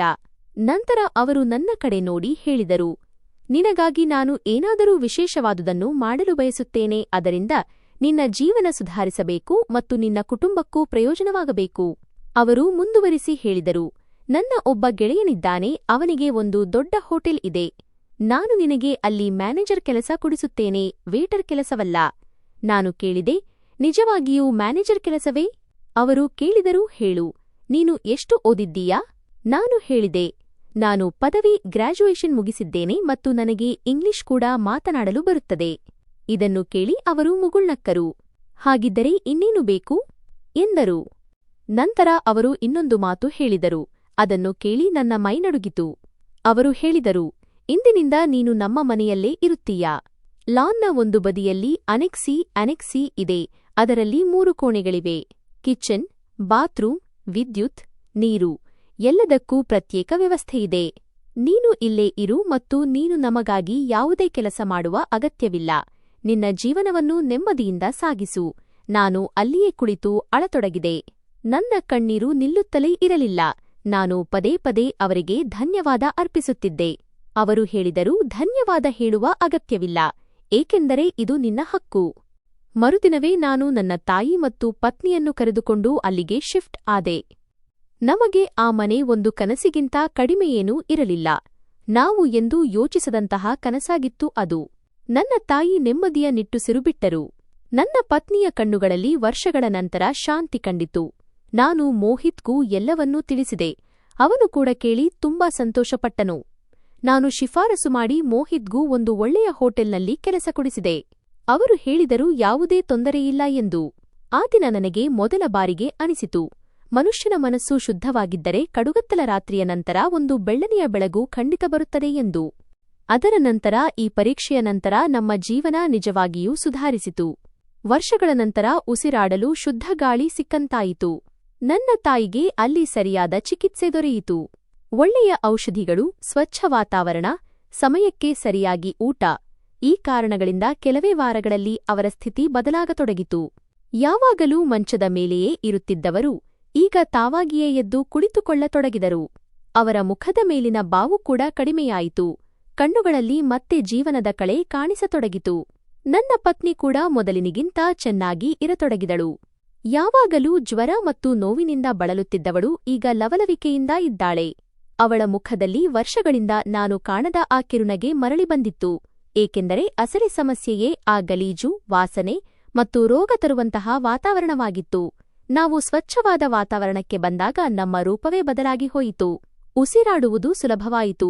ರಾತ್ರಿ ನೆಮ್ಮದಿಯ ನಿದ್ದೆ ಬರತೊಡಗಿತು ಮತ್ತು ಮನಸ್ಸಿನ ಭಾರ ಕೂಡ ಹಗುರವಾಯಿತು. ನಾವು ಈಗ ವಾಸಿಸುತ್ತಿರುವ ಆ ಜಾಗದಲ್ಲಿ ಬೆಳಿಗ್ಗೆ ಹಕ್ಕಿಗಳ ಚಿಲಿಪಿಲಿ ಕೇಳಿಸುತ್ತಿತ್ತು. ಗಾಳಿ ತಾಜಾ ಇರುತ್ತಿತ್ತು. ಅಲ್ಲಿ ಯಾವುದೇ ಕಸದ ರಾಶಿಯಾಗಲಿ ಅಥವಾ ಚರಂಡಿಯ ಹಾವಳಿಯಾಗಲಿ ಇರಲಿಲ್ಲ. ಮನುಷ್ಯನ ಅರ್ಧದಷ್ಟು ದುಃಖ ಕೇವಲ ವಾತಾವರಣ ಬದಲಾವಣೆಯಿಂದಲೇ ದೂರವಾಗುತ್ತದೆ ಎಂದು ನಾನು ಆಗಾಗ ಯೋಚಿಸುತ್ತಿದ್ದೆ. ಎಂಎಲ್ಎ ಸಾಹೇಬರ ಮಗನ ಹೆಸರು ವೀರ್. ಅದೇ ಮಗು ಯಾರಿಗೆ ನಾನು ಹೋಟೆಲ್ನಲ್ಲಿ ಊಟ ಮಾಡಿಸಿದ್ದೆನೋ ಅವನು. ನಾನು ಅವನ ಜೊತೆ ಆಟವಾಡುತ್ತಿದ್ದೆ. ಒಮ್ಮೆ ಲಾನ್ನಲ್ಲಿ ಕ್ರಿಕೆಟ್, ಇನ್ನೊಮ್ಮೆ ಆಟಿಕೆಗಳ ಜೊತೆ. ಅವನು ನನ್ನನ್ನು ನೋಡಿದ ತಕ್ಷಣ ಖುಷಿಯಾಗುತ್ತಿದ್ದನು, ಚಪ್ಪಾಳೆ ತಟ್ಟುತ್ತಿದ್ದನು ಮತ್ತು ನನ್ನ ಕಡೆಗೆ ಓಡಿ ಬರುತ್ತಿದ್ದನು. ಅವನು ನನ್ನ ತುಂಬಾ ಒಳ್ಳೆಯ ಗೆಳೆಯನಾದನು. ನಾನು ಅವನನ್ನು ಬಹಳ ಚೆನ್ನಾಗಿ ನೋಡಿಕೊಳ್ಳುತ್ತಿದ್ದೆ, ಕಥೆ ಹೇಳುತ್ತಿದ್ದೆ, ಅವನ ಜೊತೆ ನಗುತ್ತಾ ಆಟವಾಡುತ್ತಿದ್ದೆ. ಅವನಿಗೆ ಮಾತನಾಡಲು ಬರುತ್ತಿರಲಿಲ್ಲ, ಆದರೆ ಅವನ ಕಣ್ಣುಗಳೇ ಎಲ್ಲವನ್ನೂ ಹೇಳುತ್ತಿದ್ದವು. ಅವನ ತಾಯಿ ಕೂಡ ತುಂಬಾ ಒಳ್ಳೆಯವರು. ನನ್ನ ಪತ್ನಿಯ ಜೊತೆ ಅವರ ನಡವಳಿಕೆ ಬಹಳ ಚೆನ್ನಾಗಿತ್ತು ಮತ್ತು ಅವರ ಸಂಬಂಧ ಅಕ್ಕ ತಂಗಿಯರಂತೆ ಬೆಳೆದಿತ್ತು. ಇಬ್ಬರೂ ಒಬ್ಬರನ್ನೊಬ್ಬರು ಕಾಳಜಿ ಮಾಡುತ್ತಿದ್ದರು. ಒಮ್ಮೆ ಕುಳಿತು ಮಾತನಾಡುತ್ತಿದ್ದರು, ಇನ್ನೊಮ್ಮೆ ನಗುತ್ತಿದ್ದರು. ಮನೆಯಲ್ಲಿ ಯಾವುದಾದರೂ ಪಾರ್ಟಿ ಇದ್ದರೆ ನನ್ನ ಪತ್ನಿ ತಾನಾಗಿಯೇ ಹೋಗಿ ಅವರಿಗೆ ಅಡುಗೆಯಲ್ಲಿ ಸಹಾಯ ಮಾಡುತ್ತಿದ್ದಳು. ಅಷ್ಟು ಜನ ಕೆಲಸಗಾರರಿದ್ದರೂ ಸಹ ಎಂಎಲ್ಎ ಸಾಹೇಬರ ಪತ್ನಿ ತಮಗೆ ಬೇಕಾದ ಅಡುಗೆಯನ್ನು ತಾವೇ ಮಾಡಿಕೊಳ್ಳಲು ಇಷ್ಟಪಡುತ್ತಿದ್ದರು. ನಾವು ಅಲ್ಲಿ ಅತಿಥಿಗಳು, ಕೆಲಸಗಾರರು ಅಥವಾ ಅವರ ದಯೆಯ ಮೇಲೆ ಇದ್ದೇವೆ ಎಂಬ ಭಾವನೆ ನಮಗೆ ಎಂದಿಗೂ ಬರಲು ಅವರು ಬಿಡಲಿಲ್ಲ. ಒಂದು ದಿನ ಅವರು ನಮ್ಮನ್ನು ಒಬ್ಬ ಒಳ್ಳೆಯ ವೈದ್ಯರ ಹತ್ತಿರ ಕರೆದುಕೊಂಡು ಹೋಗಲು ನಿರ್ಧರಿಸಿದರು. ಮುಂದಿನ ಭಾಗದಲ್ಲಿ ಏನಾಗಲಿದೆ, ನಮಗೆ ಮಕ್ಕಳಿಲ್ಲ ಎಂಬ ವಿಷಯವನ್ನು ನಾವು ವೈದ್ಯರಿಗೆ ತಿಳಿಸಿದೆವು. ನಮ್ಮ ಅಶಕ್ತತೆ ಮತ್ತು ಹಿಂದಿನ ಪರಿಸ್ಥಿತಿಗಳ ಬಗ್ಗೆಯೂ ವಿವರಿಸಿದೆವು. ತಪಾಸಣೆಯ ನಂತರ ವೈದ್ಯರು ಹೇಳಿದರು, ಸಮಸ್ಯೆ ತುಂಬಾ ಸಣ್ಣದಾಗಿದೆ. ನೀವು 3 ತಿಂಗಳ ಕಾಲ ನಿಯಮಿತವಾಗಿ ಔಷಧಿಗಳನ್ನು ತೆಗೆದುಕೊಳ್ಳಿ. ನಂತರ ದೇವರ ಕೃಪೆಯಿಂದ ನಿಮಗೆ ಸಂತಾನದ ಸುಖ ಖಂಡಿತ ಸಿಗುತ್ತದೆ. ಮತ್ತು ಈ ಸಮಯದಲ್ಲಿ ನೀವು ಇಬ್ಬರೂ ಒಬ್ಬರನ್ನೊಬ್ಬರು ಚೆನ್ನಾಗಿ ನೋಡಿಕೊಳ್ಳಬೇಕು. ಇದನ್ನು ಕೇಳಿದಾಗ ನನ್ನ ಕಣ್ಣುಗಳಲ್ಲಿ ನೀರು ಬಂದವು. ವರ್ಷಗಳ ನಂತರ ನಾನು ಮನಃಪೂರ್ವಕವಾಗಿ ಒಂದು ಭರವಸೆಯನ್ನು ಅನುಭವಿಸಿದೆ. ನಾವು ಸರಿಯಾದ ರೀತಿಯಲ್ಲಿ ಔಷಧಿಗಳನ್ನು ಸೇವಿಸಿದೆವು, ಪಥ್ಯವನ್ನು ಪಾಲಿಸಿದೆವು ಮತ್ತು ತಾಳ್ಮೆಯಿಂದ ಕಾದೆವು. 3 ತಿಂಗಳು ಕಳೆದವು ಮತ್ತು ಕೊನೆಗೆ ನಮ್ಮ ಶ್ರಮಕ್ಕೆ ಫಲ ಸಿಗುವ ಆ ದಿನ ಬಂದೇ ಬಿಟ್ಟಿತು. ಅಂದು ನಮ್ಮ ಜೀವನವೇ ಬದಲಾಗಿ ಹೋಯಿತು. ನನ್ನ ಪತ್ನಿ ನಾಚಿಕೆಯಿಂದ ನಾನು ತಾಯಿಯಾಗುತ್ತಿದ್ದೇನೆ ಎಂದು ತಿಳಿಸಿದಳು. ಇದನ್ನು ಕೇಳಿದ ತಕ್ಷಣ ನನ್ನ ಕಾಲುಗಳು ನೆಲದ ಮೇಲೆ ನಿಲ್ಲುತ್ತಿರಲಿಲ್ಲ. ನಾನು ತಕ್ಷಣ ದೇವರ ಮುಂದೆ ಮಂಡಿಯೂರಿ ನಮಸ್ಕರಿಸಿದೆ. ನನ್ನ ಕಣ್ಣುಗಳಿಂದ ಆನಂದ ಬಾಷ್ಪ ಹರಿಯುತ್ತಿತ್ತು. ಇಂದು ನನಗೆ ಸಿಕ್ಕ ಆ ಸುಖವನ್ನು ಪದಗಳಲ್ಲಿ ವರ್ಣಿಸಲು ಸಾಧ್ಯವಿಲ್ಲ. ಮೆಲ್ಲಮೆಲ್ಲನೆ ನನ್ನ ಪತ್ನಿಯ ಹೊಟ್ಟೆ ದೊಡ್ಡದಾಗುತ್ತಾ ಹೋದಂತೆ ವೀರ್ ಸನ್ನಿಯ ಮೂಲಕ ಯಾರಾದರೂ ಪುಟ್ಟ ಅತಿಥಿ ಬರಲಿದ್ದಾರೆಯೇ ಎಂದು ಕೇಳತೊಡಗಿದನು. ನಾನು ಅವನಿಗೆ ಹೇಳಿದೆ, ಹೌದು, ಇದು ನಿನ್ನ ಪುಟ್ಟ ತಮ್ಮ ಬರಲಿದ್ದಾನೆ. ಇದನ್ನು ಕೇಳಿ ಅವನು ನಗತೊಡಗಿದನು ಮತ್ತು ಚಪ್ಪಾಳೆ ತಟ್ಟಿ ಸಂತೋಷದಿಂದ ಕುಣಿದಾಡಿದನು. ನಮ್ಮ ಜೀವನ ಅಲ್ಲಿ ಸಂತೋಷದಿಂದ ತುಂಬಿಹೋಗಿತ್ತು. ನಮಗೆ ಗಾಯ ನೀಡಿದ್ದ ಎಲ್ಲಾ ದುಃಖಗಳು ಈಗ ವಾಸಿಯಾಗತೊಡಗಿದ್ದವು. ನನ್ನ ತಾಯಿ ನಗುತ್ತಿರುವುದನ್ನು ನಾನು ನೋಡಿದೆ. ನನ್ನ ಪತ್ನಿಯ ಮುಖದಲ್ಲಿ ಈಗ ಒಂದು ಕಳೆ ಇತ್ತು ಮತ್ತು ನಾನು ಪ್ರತಿದಿನ ಮನಸ್ಸಿನಲ್ಲೇ ದೇವರಿಗೆ ಧನ್ಯವಾದ ಅರ್ಪಿಸುತ್ತಿದ್ದೆ. ಮೋಹಿತ್ ಹೇಳುತ್ತಿದ್ದ ಮಾತುಗಳು ಈಗ ನನಗೆ ಅರ್ಥವಾಗುತ್ತಿದ್ದವು. ಅವನು ಸರಿಯಾಗಿಯೇ ಹೇಳುತ್ತಿದ್ದ, ಒಂದು ದಿನ ಎಲ್ಲವೂ ಸರಿಯಾಗುತ್ತದೆ. ನಾವು ಕೇವಲ ದೇವರ ಮೇಲೆ ನಂಬಿಕೆ ಇಡಬೇಕು ಮತ್ತು ಎಂದಿಗೂ ನಿರಾಶರಾಗಬಾರದು ಎಂದು. ಒಳ್ಳೆಯತನ ಎಂದಿಗೂ ವ್ಯರ್ಥವಾಗುವುದಿಲ್ಲ ಎಂಬುದನ್ನು ನಾನು ನನ್ನ ಜೀವನದಿಂದ ಕಲಿತೆ. ಅದು ಒಂದು ಪ್ಲೇಟ್ ಊಟವೇ ಆಗಿರಲಿ, ದೇವರು ಯಾವುದಾದರೂ ಒಂದು ರೂಪದಲ್ಲಿ ಅದರ ಫಲವನ್ನು ನಮಗೆ ಖಂಡಿತ ನೀಡುತ್ತಾನೆ. ಇಂದು ನಾನು ಹಿಂದಿರುಗಿ ನೋಡಿದಾಗ ಅಂದು ನಾನು ಆ ಮಗುವಿಗೆ ಊಟ ಮಾಡಿಸದಿದ್ದರೆ ಬಹುಶಃ ಇಂದು ಕೂಡ ನನ್ನ ಜೀವನ ಮೊದಲಿನಂತೆಯೇ ಇರುತ್ತಿತ್ತು. ಅಂದರೆ ಎಲ್ಲಿ ನಿರಾಸೆ, ಅನಾರೋಗ್ಯ ಮತ್ತು ಕತ್ತಲೆ ಇತ್ತೋ ಅಲ್ಲಿಯೇ ಇರುತ್ತಿದ್ದೆ. ಆದರೆ ಈಗ ನಮ್ಮ ಜೀವನದಲ್ಲಿ ಬೆಳಕಿತ್ತು, ನೆಮ್ಮದಿ ಇತ್ತು ಮತ್ತು ಭರವಸೆಯಿತ್ತು. ಇದೇ ನಿಜವಾದ ಸಂಪತ್ತು. ಕೆಲವೊಮ್ಮೆ ಮನುಷ್ಯನು ದೇವರು ತನ್ನನ್ನು ನೋಡುತ್ತಿಲ್ಲ ಎಂದು ಭಾವಿಸುತ್ತಾನೆ. ಏನೇ ಸಂಕಷ್ಟ ಬಂದರೂ ಅದು ಕೇವಲ ತನಗೆ ಬರುತ್ತಿದೆ ಮತ್ತು ತಾನೊಬ್ಬನೇ ಅದನ್ನು ಸಹಿಸಿಕೊಳ್ಳುತ್ತಿದ್ದೇನೆ ಎಂದುಕೊಳ್ಳುತ್ತಾನೆ. ಆದರೆ ದೇವರು ಎಲ್ಲವನ್ನೂ ಗಮನಿಸುತ್ತಿರುತ್ತಾರೆ. ಅವರಿಗೆ ಎಲ್ಲವೂ ನೆನಪಿರುತ್ತದೆ. ನಾವು ತಾಳ್ಮೆ ವಹಿಸಿ ಮರೆತುಬಿಡಬಹುದು, ಆದರೆ ನಾವು ಎಲ್ಲಿ ತಾಳ್ಮೆ ಕಳೆದುಕೊಳ್ಳಲಿಲ್ಲ ಮತ್ತು ಯಾವ ಜಾಗದಲ್ಲಿ ನಮಗೆ ಅನ್ಯಾಯವಾಯಿತು ಎಂಬುದು ದೇವರಿಗೆ ನೆನಪಿರುತ್ತದೆ. ನಮ್ಮ ಮೇಲೆ ನಡೆದ ದೌರ್ಜನ್ಯ, ನಮಗಾದ ದುಃಖ ಮತ್ತು ನಮ್ಮ ಮುರಿದ ಹೃದಯ ಎಲ್ಲವನ್ನೂ ದೇವರು ನೋಡುತ್ತಿರುತ್ತಾರೆ. ಅವರು ತಕ್ಷಣ ಏನನ್ನೂ ಹೇಳುವುದಿಲ್ಲ, ಆದರೆ ಒಂದು ದಿನ ನಮಗೆ ಅದರ ಪ್ರತಿಫಲ ಸಿಕ್ಕೇ ಸಿಗುತ್ತದೆ. ಅದಕ್ಕಾಗಿಯೇ ನಾವು ಯಾರನ್ನೂ ಎಂದಿಗೂ ಕೀಳಾಗಿ ಕಾಣಬಾರದು ಮತ್ತು ನಮ್ಮ ಮಾನವೀಯತೆಯನ್ನು ಪ್ರಾಮಾಣಿಕವಾಗಿ ಉಳಿಸಿಕೊಳ್ಳಬೇಕು.